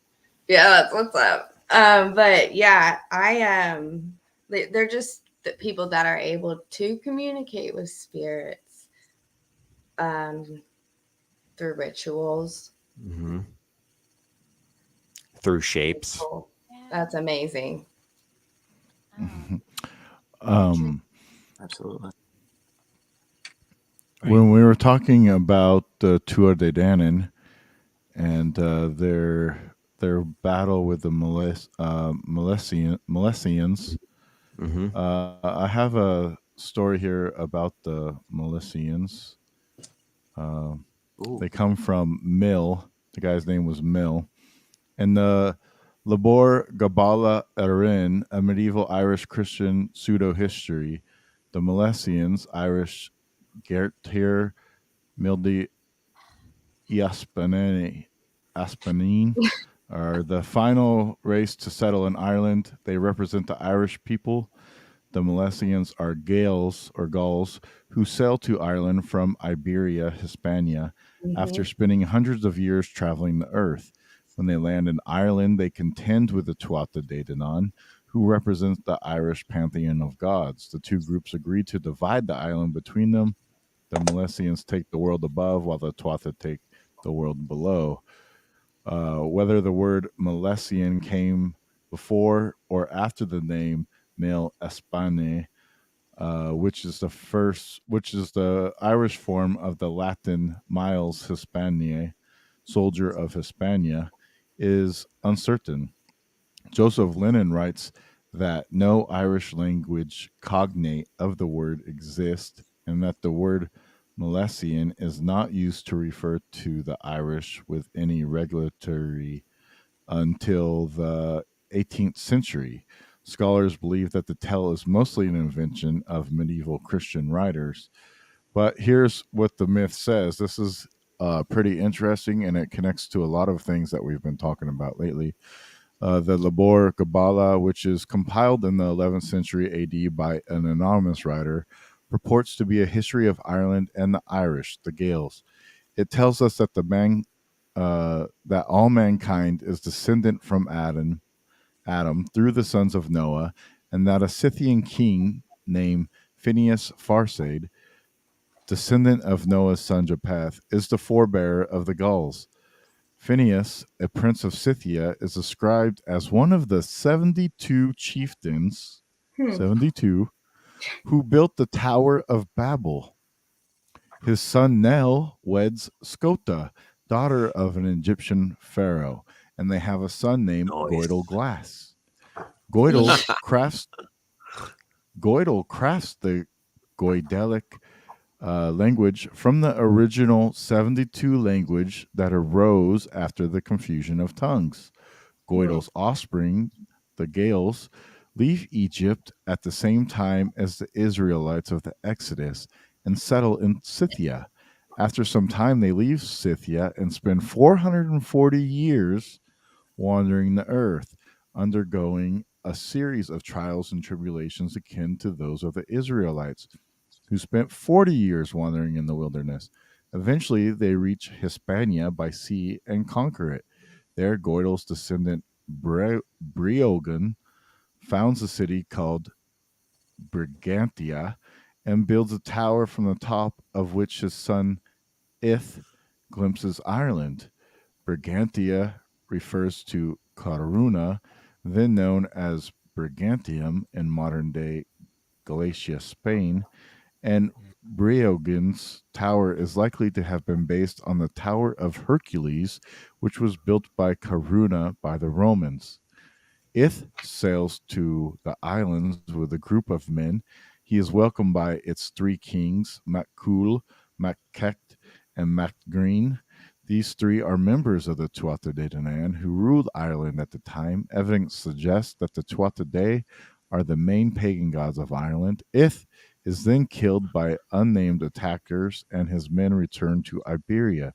The 8 sons of Ith's brother, Mil Espane or Galam, lead an invasion force to avenge his death and take Ireland. After they land, they fight against the Tuatha De and make for Tara, the royal capital. On the way, they are met on 3 mountains by Banba, Fonda, and Iru, the wives of Ireland's 3 kings. They are believed to have been a trio of land goddesses. Each woman says that the Gaels will have good fortune if they name the land after her. One of the Gaels, Armagin, promises it shall be so. At Tara, they meet the 3 kings who defend their claim to joint kingship of the land. They ask that there be a 3-day truce, during which the Gaels must stay a distance of 9 waves from the land. The Gaels agree, but once their ships are 9 waves from Ireland, the Tuatha De conjure up a great wind that prevents them from sailing back to land. However, Emergin calms the wind by erecting a verse. The surviving ships return to land, and the 2 groups agree to divide Ireland between them. The Gaels take the world above, while the Tuatha take the world below, the other world, i.e. the other world, and enter the Shee, the ancient burial mounds that dot the Irish landscape. Amerigan divides the kingship between Edaramon, who rules the northern half of Ireland, and Eber Finn, who rules the southern half. The division of the land was probably invented by the writers to explain the Eamon and Eber. Modern scholars, however, believe that these were fictional characters and that their writers were attempting to give the medieval dynasties more legitimacy. But also, there is a part of that story is that they take the Jacob's pillar or the Jacob's pillow to Tara, and they place it in the throne of Tara, and everybody that goes there to become king is made king upon the stone of destiny, which is also a biblical tale of Jacob. So it's very interesting because then you later on you have the Jacobite Revolution or the Jacobite Revolution in England. There's your princess and the I'm gonna pea need you right to send me that history lesson too, because you just pretty much put like the Macedonian in one thing. Like you put everything, almost every Irish myth into, and the Bible, and Egyptian mythology into like one paragraph once again. So it's a very interesting story. It connects with Ralph Ellis. Was that Ralph Ellis? Was that Ralph Ellis? No. Okay. No, that's Wikipedia, man. But it connects to Wiki. It connects to Akhenaten and Moses and possibly Aaron. The fleeing of the Exodus and Aaron, to Ireland, which is pretty interesting. I have some other articles that go in a little bit deeper, but I want to share that because we are going to try to get somebody on the show that talks about that very subject for next year when we do Ireland, Scotland. Oh, yeah. That's so exciting. Well, let me see here. I love it. I wanted to talk about one character before we wane off, and before too long, is the Melusine, this original Little Mermaid story, and the fairy, the daughter of the fairy and the king. Okay. One day, Elinus, the king of Albany, met a beautiful fairy by a fountain. so lovely was the fairy who called Priscine, that the king fell in love with her and eventually made her his wife. In time, Priscine grew heavy with child. During her pregnancy, she made one condition to the king, Elinus, that he had to agree that he would not see her while she was in labor. However, in his excitement, when he heard that she was going to give birth to triplets, he rushed into the birthing chamber to see his new daughters, ignoring the taboo. As a result, a very unhappy Priscine had to leave the kingdom forever, taking her 3 daughters with her to the lost Isle of Avalon. King Elinus mourned the loss of his family for 7 years. His son Nathus, by his first wife, became the king. The 3 girls, Melusine, Melior, and Palatine, grew up in Avalon. On their 15th birthday, the eldest Melusine asked why they had been taken to the island of Avalon. Upon hearing her father had broken his word, forcing them to leave the kingdom, Melusine sought revenge. Together with her sisters, Melusine captured Elinus and locked him in with his riches in a mountain. Priscine had become enraged when she learned what the girls had done to their father and punished each of them for their disrespect. Melusine was condemned to take the form of a serpent from the waist down every Saturday. And if she found a husband who would agree to never see her on a Saturday, she would remain a human woman. But if her husband saw her on a Saturday, she would revert to the serpent until Judgment Day. Melior had to keep a sparrow hawk in a castle in Armenia until she was rescued. And Palatine was imprisoned with her treasure on top of a mountaintop in Aragon. The fairy Melusine was of the fairy Priscine and the king Elibas of Albany. She became the fairy queen of the forest of Colombiers in the French region of Poitou. One day, she and 2 of her subjects were guarding their sacred fountain when a young man, Raymond of Poitiers, burst out of the forest. Melusine spent the night talking with Raymond, and by dawn, they were betrothed. But with one condition. Melusine requested that Raymond promise to never see her on a Saturday. He agreed, and they were married. Melusine brought her husband great wealth and prosperity. She built the fortress of Lusignan so quickly that it appeared to be made by magic. Over time, Melusine built many castles and fortresses, churches, towers, and towns. And each of a single night throughout the region, she and Raymond had 10 children. But each child was flawed. The eldest had one red eye and one blue eye. The next had an ear larger than another. And another had a lion's foot growing from his cheek. And another had but one eye. And the 6th son was known as Geoffrey, with a great tooth, as he had a very large tooth. In spite of the deformities, the children were so strong, talented, and loved throughout the land. And one day, Raymond's brother visited him and made Raymond very suspicious about the Saturday activities of his wife. So the next Saturday, Raymond sought his wife, finding her in a bath, where he spied on her through a crack in the door, and he was horrified to see that she had the body and the tail of a serpent from the waist down. He said nothing until the day their son, Geoffrey, with a great tooth, attacked a monastery and killed 100 monks, including one of his brothers. Raymond accused Melusine of contaminating his line with her serpent nature, thus revealing that he had broken his promise to her. And as a result, Melusine turned into a 15-foot serpent, encircled the castle 3 times, waiting piteously, and then flew away. She would return at night to visit her children, then vanish, and Raymond never slept happy again. Melusine appeared at the castle wailing whenever a Count of Lusignan, or I'm saying that in a terrible French accent, actually not a French accent at all, so I do apologize. It was said that the noble line which originated with Melusine will reign until the end of the world. Her children included the King of Cyprus, the King of Armenia, the King of Bohemia. Wait, is that Rudolph II? The Duke of Luxembourg, and the Lord of Lusignan. As it goes, Melusine was said to fly 3 times around the north tower of the castle of de Lusignan, just prior to any bad occurrence. She was last seen in the 16th century flying around the north tower just days before the castle burnt to the ground. Apparently, Of the 10 children, 2 were normal, and Melusine's line was carried. So some of the myth, legitimately, like in French history, a lot of people say that they are of the family line of Melusine. So they're claiming to have serpentine like bloodline.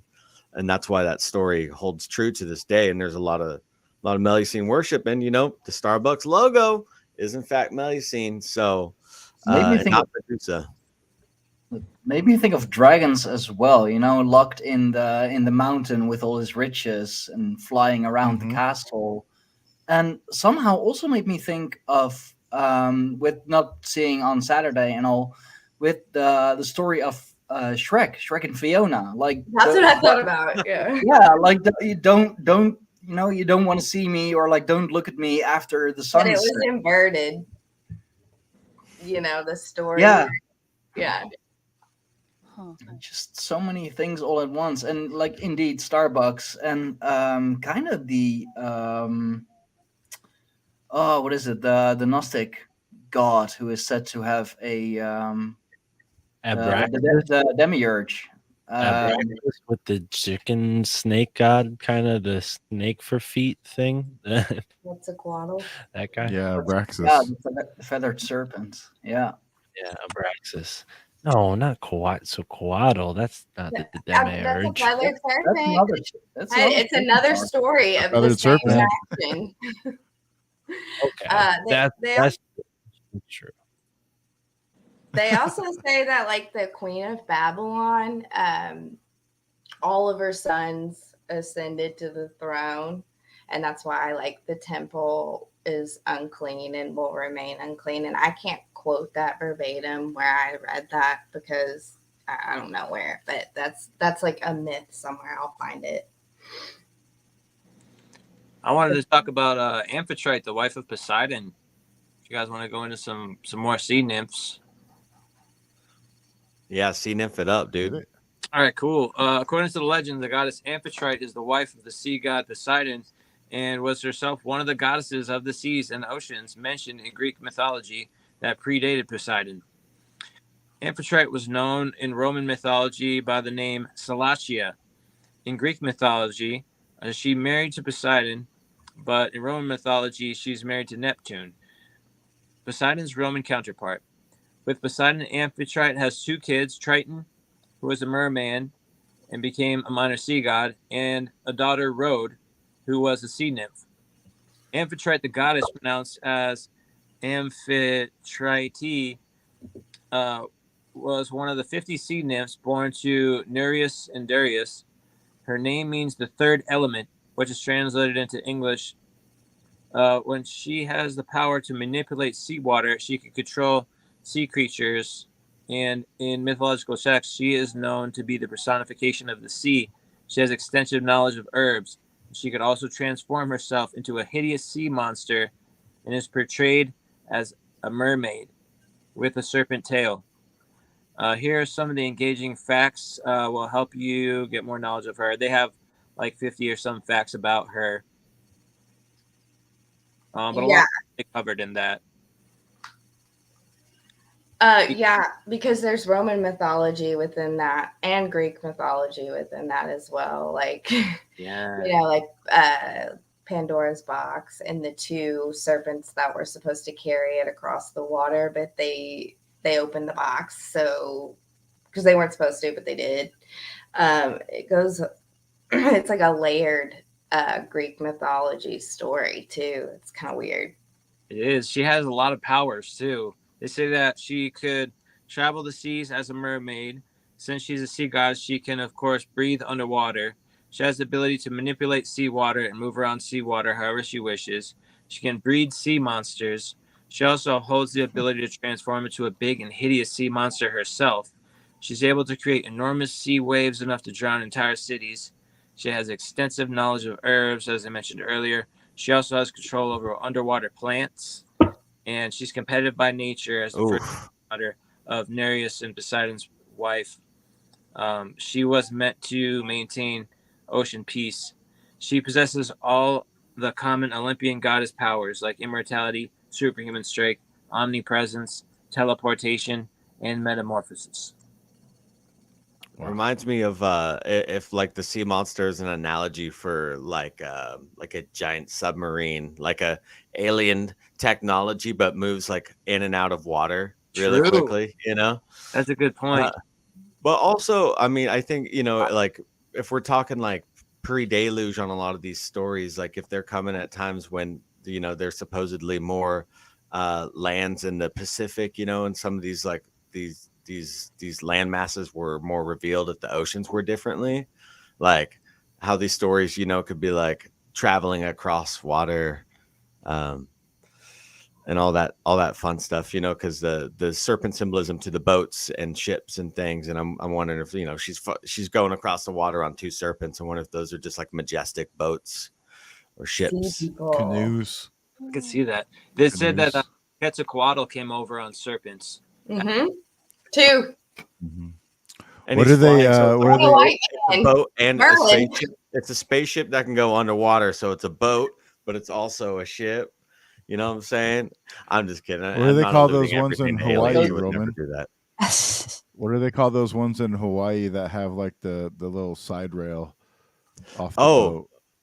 oh man, those are like just the Hawaiian style canoes. Yeah, I'm Yeah, not sure what what they the call The them. Waka canoes. Oh, You guys. Oh my gosh. I just went to Crystal Bridges and they have Outrigger? one. yeah, that's it. Which one? An outrigger? Outrigger.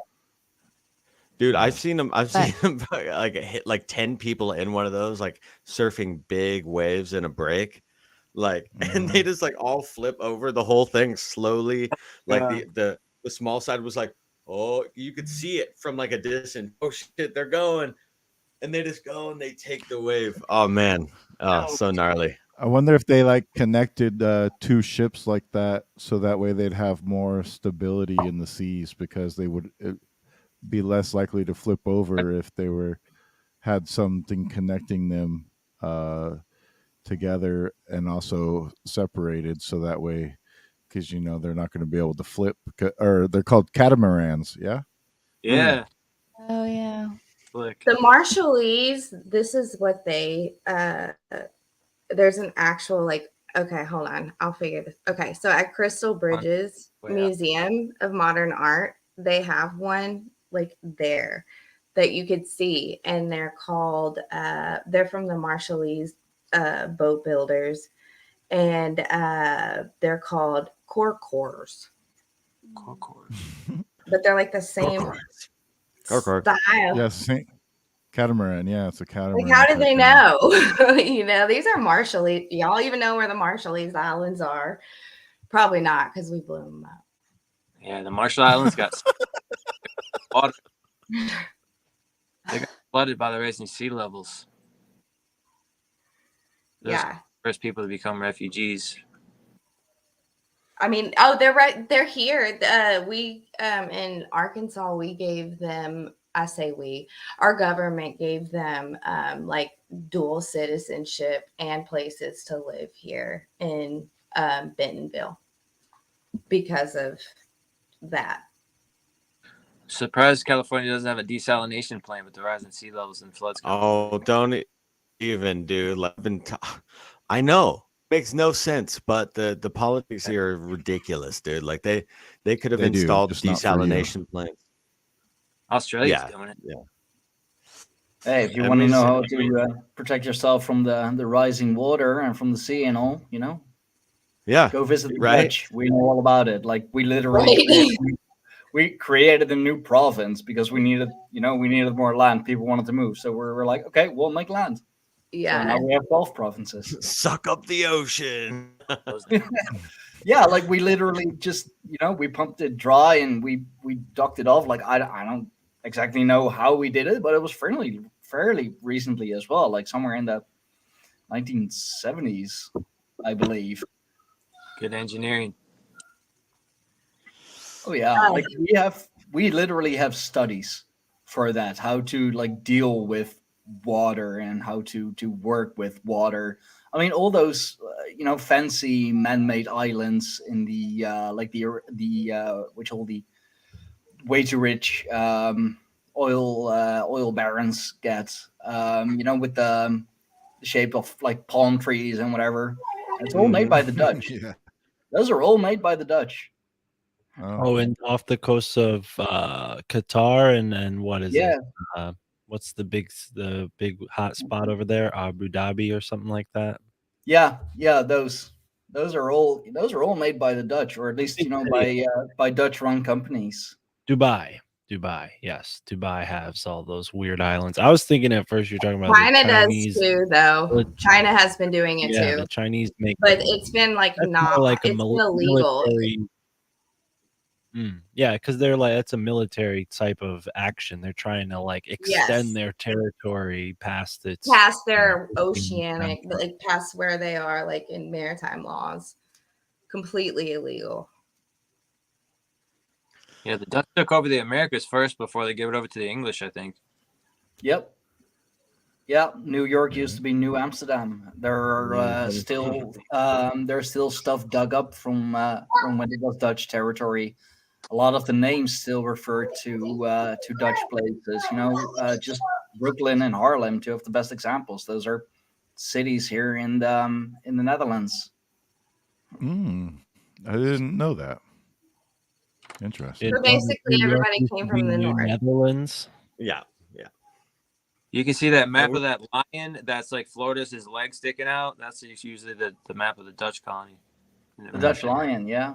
There's a lot more story than that, but yeah.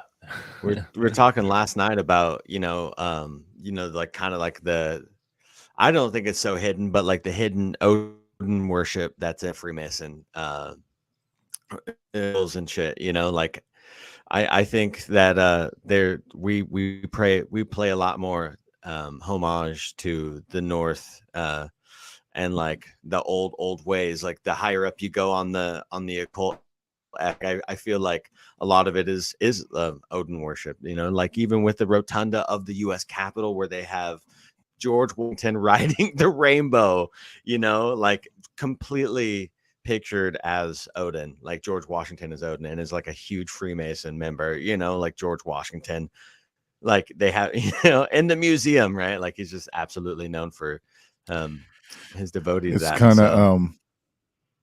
kind of reminds me of what Morgan was talking about the Morgan and how they go through the different ranks of the Morgan and then they come out as a goddess. George Washington went up the ranks of the Freemasons and then he came out as a deity and he was deified as Odin of 33rd degree. I mean the Romans did that too, with Caesar, for example, or Alexander the Great. They were all deified, Yes. And the 9 rings, the 9 circles also makes me think of Dante's Inferno, the 9 circles of hell going deeper and deeper. Oh yeah. 9 worlds of Norse. Yggdrasil. George Washington definitely loved planting apple trees. You know what I'm saying? The secret trees. Yeah, didn't Newton, he sat under a apple tree, right? When he theorized the whole. He did. I wonder if that's why we give apples to our teacher. Oh shit, that's a good one. Yeah, that's a good one. And then the mythos of the worm being in the apple. What's up with that, man? Oh, like would that be then like the teacher's pet? Something up to the teacher. Yeah, he was a teacher. That all comes from Germany. The whole teaching system, the way it's established, it's a German system. So who knows? Are you shocked? They have all those folklore. They have all those same things within their culture. Kindergarten, German word.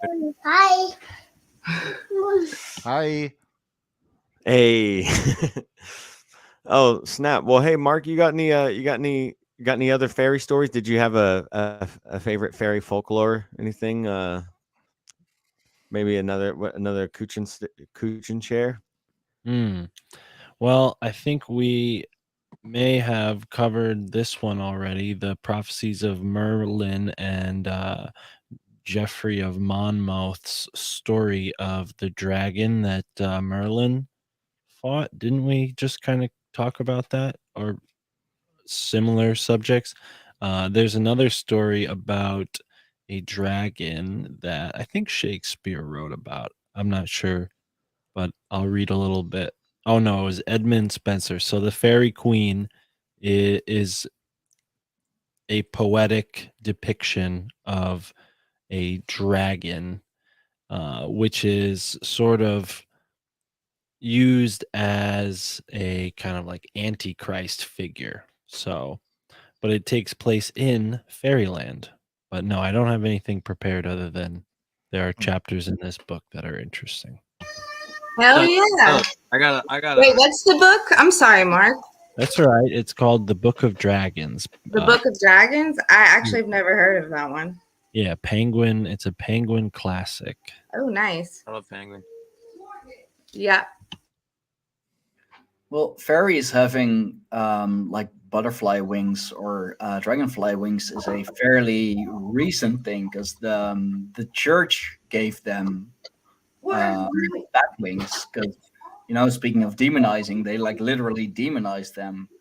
Yeah. 'Cause I believe, and speaking of Shakespeare, I believe it was Shakespeare who came up with either of them having insect wings or like actual feathers. Well, in a lot of the older depictions of fairies, you're right, they're not winged at all. That's like a sort of illustrative quality to give people the idea of flying. But the older depictions show what looks like small humans, right? And they're usually glowing like light bodies. Maybe child size, sometimes like up to 4 feet, sometimes smaller. Well, we saw some pictures of that earlier. I mean, those fairies we were looking at earlier didn't have wings. The ones that were dancing around the fairy circle, they're just sort of like what we think of as little people, maybe. I think Could the be picture had the wings. shape itself, like of the pattern on the wing is specific for like defying physics, like that CD or what was it called? BCE, like we talked about it on the show when that we had at the beginning of the month last month. What was You're talking about what's his name Chaz from Florida? research Yes. into the Yes. wings? Huh. Yeah. I don't Well, know if just that like the connects to symbology. fairies. No, it doesn't. But like just like the aspect of like they're like Merkabah, their thing that allows them to travel from like one realm to Well, another, these- like kind of like a These toroid historically civilization. have always been, mythological and definitely connected to ideas like immortality and perfection. And, the Egyptians considered them like, I think some sort of psychopomp, like they would have a bee in their sarcophagi because having a bee with them would do something special in the underworld and their afterlife. And that's a big part of the fairy lore too, is like, fairies exist in the mirror realm, which some people say is like the afterlife, right? It's like what I mean by mirror realm is it looks exactly like what we would call normal waking consciousness, but it has that dreamlike aspect to it, almost like a lucid dream, right? That would be the more or modern another timeline experience of that. Yeah. The ghosts of dead people, spirits. like if you could like legitimately hop timelines like from one to another and hop into a timeline where you're 29 and then you just die. It's like your fountain of youth is finding out how to like hop in other timelines, and it's just like you haven't lived forever. You just keep placing yourself with another version of yourself, and you just keep finding out how to go back in time in one life. And I don't know, all the Saint Germain accounts, man, like, there's something to this absolute, the absolute final tier of the alchemical. I mean, what are we doing here? Like what are we doing here with the alchemical process? Are we transmuting or are we not? Are we ascending or not? Are we busting through fucking timelines or are we not? I don't know. That's what we're trying to find out. Apparently, we are traveling at the speed of light underneath Switzerland. We got 1 foot through the veil. Yeah. We're coming through. So that's what we're doing, woman. Yeah. So we need to be fairies. I will I'm going to take this new moon energy that's coming on, and I'm going to go and try to legitimately summon a fairy and make some sweet love. Okay, like it's You going down. should. Consume me, fairy. Now is Consume the me and time make to me do want it. you. A couple months back, a couple of pixies at a Be careful. I'll record everything. So just so we have with video your proof. with your pocket rabbit. Let us You know. be There's lots of fucking rabbits fairies out on here. A lot of OnlyFans. rabbits. Jackrabbits out here, actually. Have you guys ever seen a jackrabbit? Real jackrabbit? Yeah. Yeah. Huge. Big. They're so huge. They're rabbits. They're so damn big. Yeah, they are. Does anybody else have anything else to add to the fairies? Otherwise, we can shut it down. Rabbits with wanted to- little shells. What do you got, Morgan? I just One wanted at to a show time. you guys something real quick after everyone's done because I've already talked about it. I was just gonna like kind of quote and give you like guys stuff about what I said. So go ahead. Okay, I wanted to do a quick thing. Okay. This is about a changeling. The changelings were known to have children would disappear, taken by the changelings, and they would leave a changeling in its place, disguising it as the child. All right, in this story, the fairies have supposedly displayed an alarming habit for kidnapping human beings, in particular babies. And there are many such reports. One account listed a FAERIES website details that report of a woman who in 1844 gave birth to a baby. Sometime later, the infant was lying in bed with the mother and father. When the mother awoke to find the baby gone, she would soon find that it had been taken by the fairy folk, and the report would say the incident thus. Uttering an exclamation of fear, lest the fairies should have taken the child, she jumped out of bed, and there, sure enough, a number of the little sandy things had got the baby by the foot at the bed and were undressing it. They fled away through a hole in the floor, laughing as if they shrieked, and snatching up her child. In an examination, she found that they had laid all the pin heads head to head as they took them out of the dress. For months afterwards, she always slept with the child between herself and the husband and used carefully to pin it by its bedclothes to the pillow in the sheets that it might not be snatched hastily away. This happened in the old house which stood where the new one now stands on the south side of the vicarage gate. The woman, as she heard tell, had a child changed, and one, a poor thing, left in his place, but she was very kind to it, and every morning, on getting up, she found a small piece of money in her pocket. My informant firmly believes in the existence of them, and wonders how it is that of late years no such thing have been seen. Now, they're also known to, if you can make them laugh, they'll give you your kid back, according to some legends. Or sometimes you have to torture them. And Or sometimes you have to torture them. Yeah. I do have a story. I think Tara has something to add to. Tara, you got something? Heck yeah.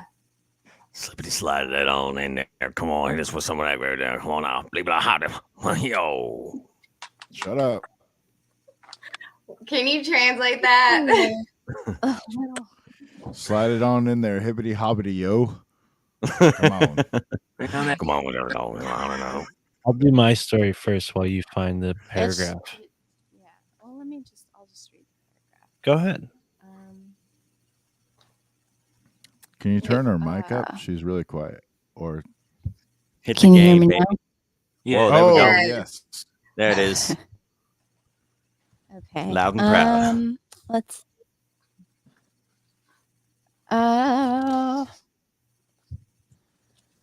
You got this. All right. I think I changed the page because now I don't see. Well, what I'll it's read gonna mine say. because it's Take really your short. time. Find it. I'll read mine. It's short.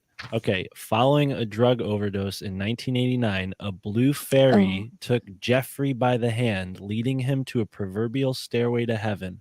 After watching a dog lead another soul up these steps, 3 figures, his grandmother among them, appeared to Jeffrey, Huh. taking him on a series of journeys. At one point, he encountered a cadre of foul-smelling, jackal-headed people who demanded to know his identity from him, where he had come. His journeys escalated in intensity until Jeffrey met Jesus and Mary before finally awaking in a hospital. That's just one small story from Joshua Cutchin's book that I was telling you guys about. Wait, you said it was a drug overdose? Mm-hmm. And this guy Jeffrey, which is funny because we had a Jeffrey in the other story. Yeah, They're all big Jeffrey. one-tooth Jeffrey. Yeah, this guy must have had a big tooth because he was doing a lot of drugs and it caused him to see a blue fairy. And he had a crate, but there it goes to show you, you know, like even on, you know, psychedelics, people see these beings. There's several stories about this. But Tara, you got something? Which is what I was trying to convey earlier with the fairy circles and them eating mushrooms as they were having trips Well, and going to mycelium is all fairyland. connected. Yeah. We talk to each other. Gabe. Well, just this little paragraph.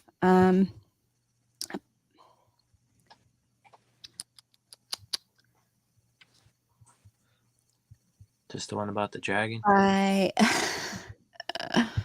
Maybe that's how they all dreamed together too, and like figure out what they're doing. It's by eating these mushrooms and going on trips. Yeah. Yeah. Absolutely.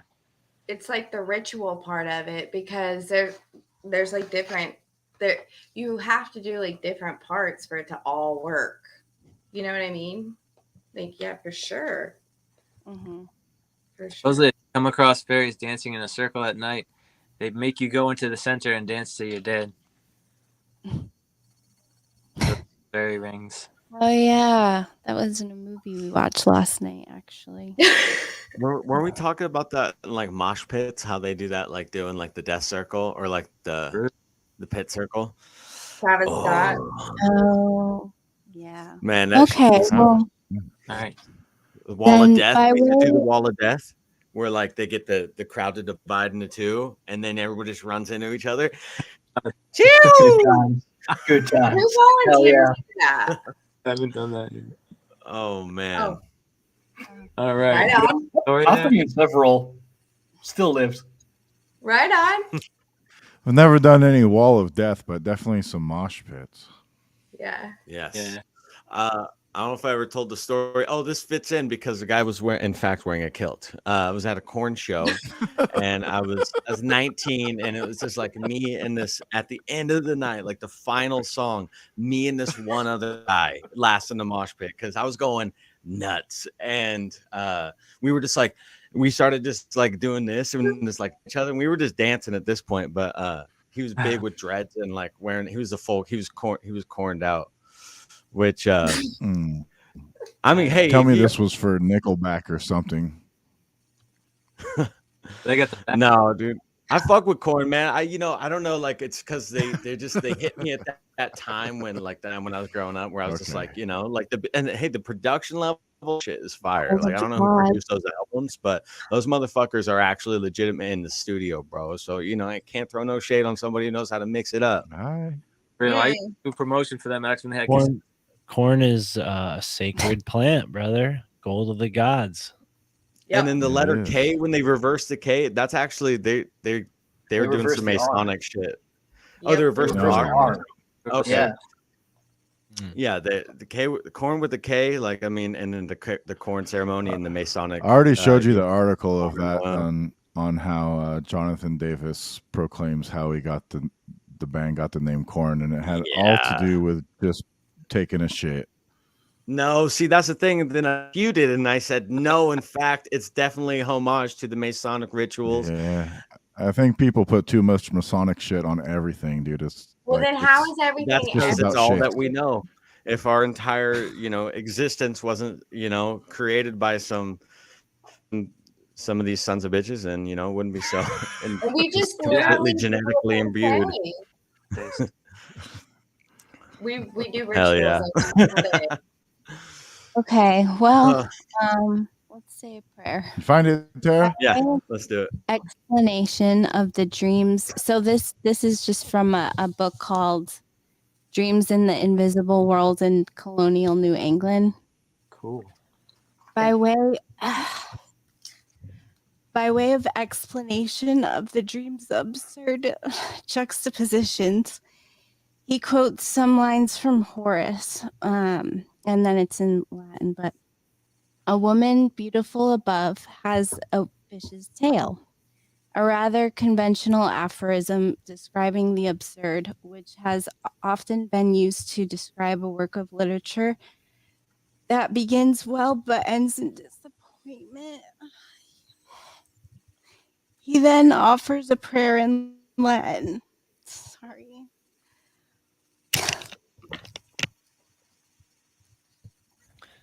Oh God, compassionate and kind, grant me and my comrades that we may ascend to heaven on the divine staircase, not only in our dreams, but also in truth.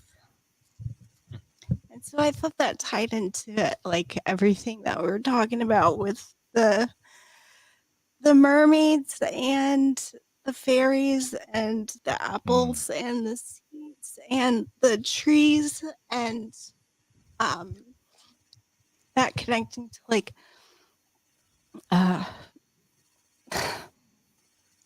just a woman. Yeah. The divine And, dreams and being the weaver of dreams traditionally is a woman's role. Yeah. At least and so Did you say you had a fish tail or a snake tail? Or did they say that is a fish tail. fish tail? Cool. Interesting. or scales, you know. Yeah. The Scales of justice. Thank you for sharing that with us. Yeah. Yeah, that was Thank you. beautiful. Yeah, no, thank you. Yeah. So next week we are going to dive into leprechauns and all things kind of relating to that archetype. So sticking to a lot of the Irish roots, and everybody who's here, let's do it again if you guys are available. Like legit, you know, anybody in the chat. I saw a homie from the Celtic Scotsman. He said, much love from Stirring Scotland. I'm a 26-year-old Scottish stoned mason, and I've worked in historic science since I was 16. There's definitely something to star forts, and I think they're talismans. I'm like, hey, brother, if you want to come onto the stream, we'll be here next Sunday and talk about that. See if any leprechauns ever pop up in your stonemason star forts, and see if that's some sort of Merkavaic traveler transportation to a next timeline or dimension, you know, because it's all about the shapes, baby. Yep. I looked up the definition, or not definition, the etymology of the word pyramid and what the Egyptians called the word pyramid, and they called it a mer, M-E-R. So like a Merkaba. But the name we use is like a name for Fire. Like pyramid, yeah, fire, yeah. Kind of interesting that it sounds like urn, and maybe people's souls were being carried out of the pyramid into the afterlife somehow. I mean, I know the pyramids weren't used for burial, but maybe that's where they processed you, you know, before they put you off in wherever you went. I totally believe that. Yeah. And there's lots of people that say it's a machine. It is. Shafts and whatnot, but that doesn't mean Some people have multifunction, man. Things, yeah. Some people have also talked about doing drugs in the pyramid, and you know, the basically the gods coming out of the walls, or having these other out of body experiences within the pyramid. So we're talking about like fairyland, tripping, going to these other dimensions. Maybe possibly it was a way to get yourself to another dimension, into like the other worlds, you know. Or like travel. hypnotize you. Because if you like are in the pyramids and you're in a specific spot and you talk to someone lower, I mean, you sound like a god. I mean, it's crazy. The way that they work is crazy. Yeah. Yeah, I mean, you could literally play God. It's amazing. The Russians do studies on the tachyons associated with pyramid structures, and they show that the place like where the king's chamber is in the Great Pyramid is a place where there's like a portal of energy that kind of builds up in that particular area of the pyramid on the tachyons. That's freaking Like nuts. neutrinos or something. That's crazy. Nice. Anybody else have any last Plug requests? your stuff. I y'all. just wanted Plug to your share stuff. the book that I like. It's called the Avalonian Oracle. Oh, Okay, you guys, this is like they're so nice to me. They're this deck is my favorite deck. They're very, very sweet, very nice, honest. But it's by this is her name. I don't want to say it wrong, so I'm just gonna let you guys see it. Janaea Tilindrew. And she gives us this nice book that will like tell you the seeds and the cycles, and then the journey, and then the soul journey, and then the otherworldly goddesses afterwards that come out of the mound. So I wanted to share that with y'all. yo, did you see there's a earlier lot when it said that I was showing that screenshot where it said that the island of Avalon, where the mother of oh gosh, I already forgot her name, Melusine, they took the daughters to Avalon, the island of Avalon, and that's the island of apples apparently. And I thought that was a fun little weave. Mhm. Or I was like the Island of Youth, they call it that too. Glass Island. There's so many names for it, but also like, I mean, Fun Apple connection from earlier though, you know? yeah, it's an amazing thing. Heck yeah. Avalonian apple magic. Oh, Fairy and apple there's magic. one more book. It's called Apples of Gold. So I have this. Oh shit. Yeah. How come you didn't bring that up earlier? Just sitting on treasure over there. Oh yeah, I'm just gonna sit here and just take over, you know. But basically, the contents are love, joy, peace, long suffering, gentleness, goodness, faith, meekness, and temperance. Those are the different, and then they're I'm all very prayer. interested in long suffering. That's what we're going through, buddy. So Makes sense. Yeah. Oh, that's what it's about. patterns. Like, to get to retrieve your sword from the island of Avalon is suffering. It's how to get through it the correct way. I wanted to look into the island of Avalon and the Battle of Ogres. I heard about that, but I didn't read into it. That sounds cool. That sounds awesome. Battle of Ogres at the island of Avalon. In the That's Glass amazing. Isle. Ogum. Yeah, the Ogum. letters. Ogbottoms. Letters, yeah. Oh, the soggy bottom boys giants. over at the The Ogbottoms giants. with the ogres It's and the Og. an ogre bistro. We can name and we can start an ogre themed bistro in which we have nice like super low lighting. You know, All right, we're can talking serve about food. toads. We can serve We're toads. making a business right now. Okay. Yeah. There we go. All right. Fresh baguette with a toad. I got some. Wait, you I got have to mud. make a toad to walk in. Oh, I love huge human-sized frogs that just wear Levi pants, and they try to fool you. They try to fool you, and they're like, "Give me a kiss here, you sweet boy," and I'm like, "No," and then they ribbit me up, and then they poop me out inside a golden egg, and then thus the next Welcome day to begins. Roman, Stan. Oh man. All That right, was y'all. awesome, Roman. That was freaking awesome. Andy, tell the people where they can find you. All right, check me out on Facebook at Indie Sage, Instagram at Raw Sentinel, or you can find my blog site at vibetribescribe.wordpress.com. Check me out. Chee-hoo. Mark, where can everybody find Where? You can find Tara and I on the Esoteric America podcast, along with Roman here. Yeah. We're going to be putting Put another. out some new episodes, by the way. We're But, working on it. Don't you We even should do trip, Arkansas. brother. well, Roman's got all these businesses he's starting, so I it's hard know. to get him. It's hard to The Ogre schedule. Bistro is It's about hard. to start Hard to consuming lock that me. guy down. He's got the apothecary. He's got the beef Mhm. shop. Who else? Who knows what Yeah. else he's got? So yeah, Pure I got cannabis the hydrochloride. shameless plug. The whole episode is there, so people know where to find me. There we go. My family thinks I'm crazy. Yes. For all the audio listeners, check the episode description. Roman will make sure to put my link in there. Mhm. Yes, And you aside are. from Roman, Esoteric America is a really great show, and I love it. That's why I Thank bug you for Chad new is episodes. Chad is the anchor on that show. Mark and I were just saying Well, how we should blessed say, we are to be yeah, we're working gonna with Chad. change it up.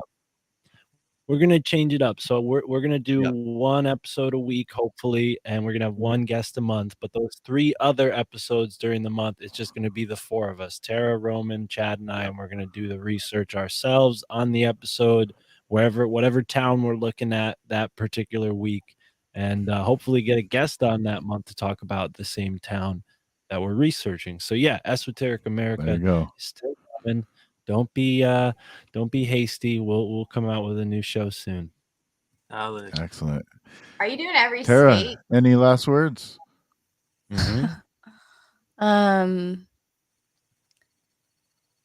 Sweet dreams. Thank Yes. you. Thank you for popping in and reading that poem. Appreciate Well, it. it's from a really interesting book that we found. Dreams. What is the title again? Can you read the title again? Where is the title? World. Yeah. Dreams and the Invisible World in Colonial New England. Yeah, it's Dreams and the Invisible World in Colonial New England. So a lot of what we talked about today, bro, from the Native American perspective, and especially how the European perspective met the Native American perspective in that colonial time period. Because a lot of what we remember about the Native Americans was filtered through them. Unfortunately, they weren't the most neutral party to do that. So yeah, this is a whole new look at that time period. It's a great book. She's been reading love it that. for a little bit now. Similar to the codexes, we don't know a lot about the South Americans except for through the European codexes, and it's Right, just like, through the Jesuits. Yeah. oh, love how we just let that shit slide. Hey, Anyways. Morgan, thanks, babe, for coming on. You did fantastic. Thanks. So pop on all the time, anytime you want.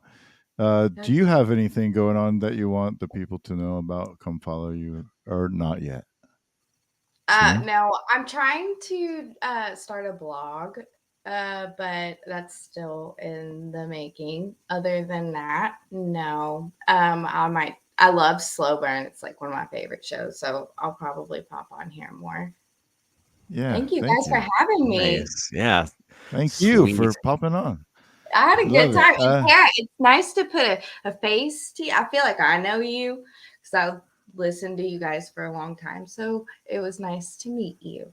Yeah, it was nice meeting you too and sharing some,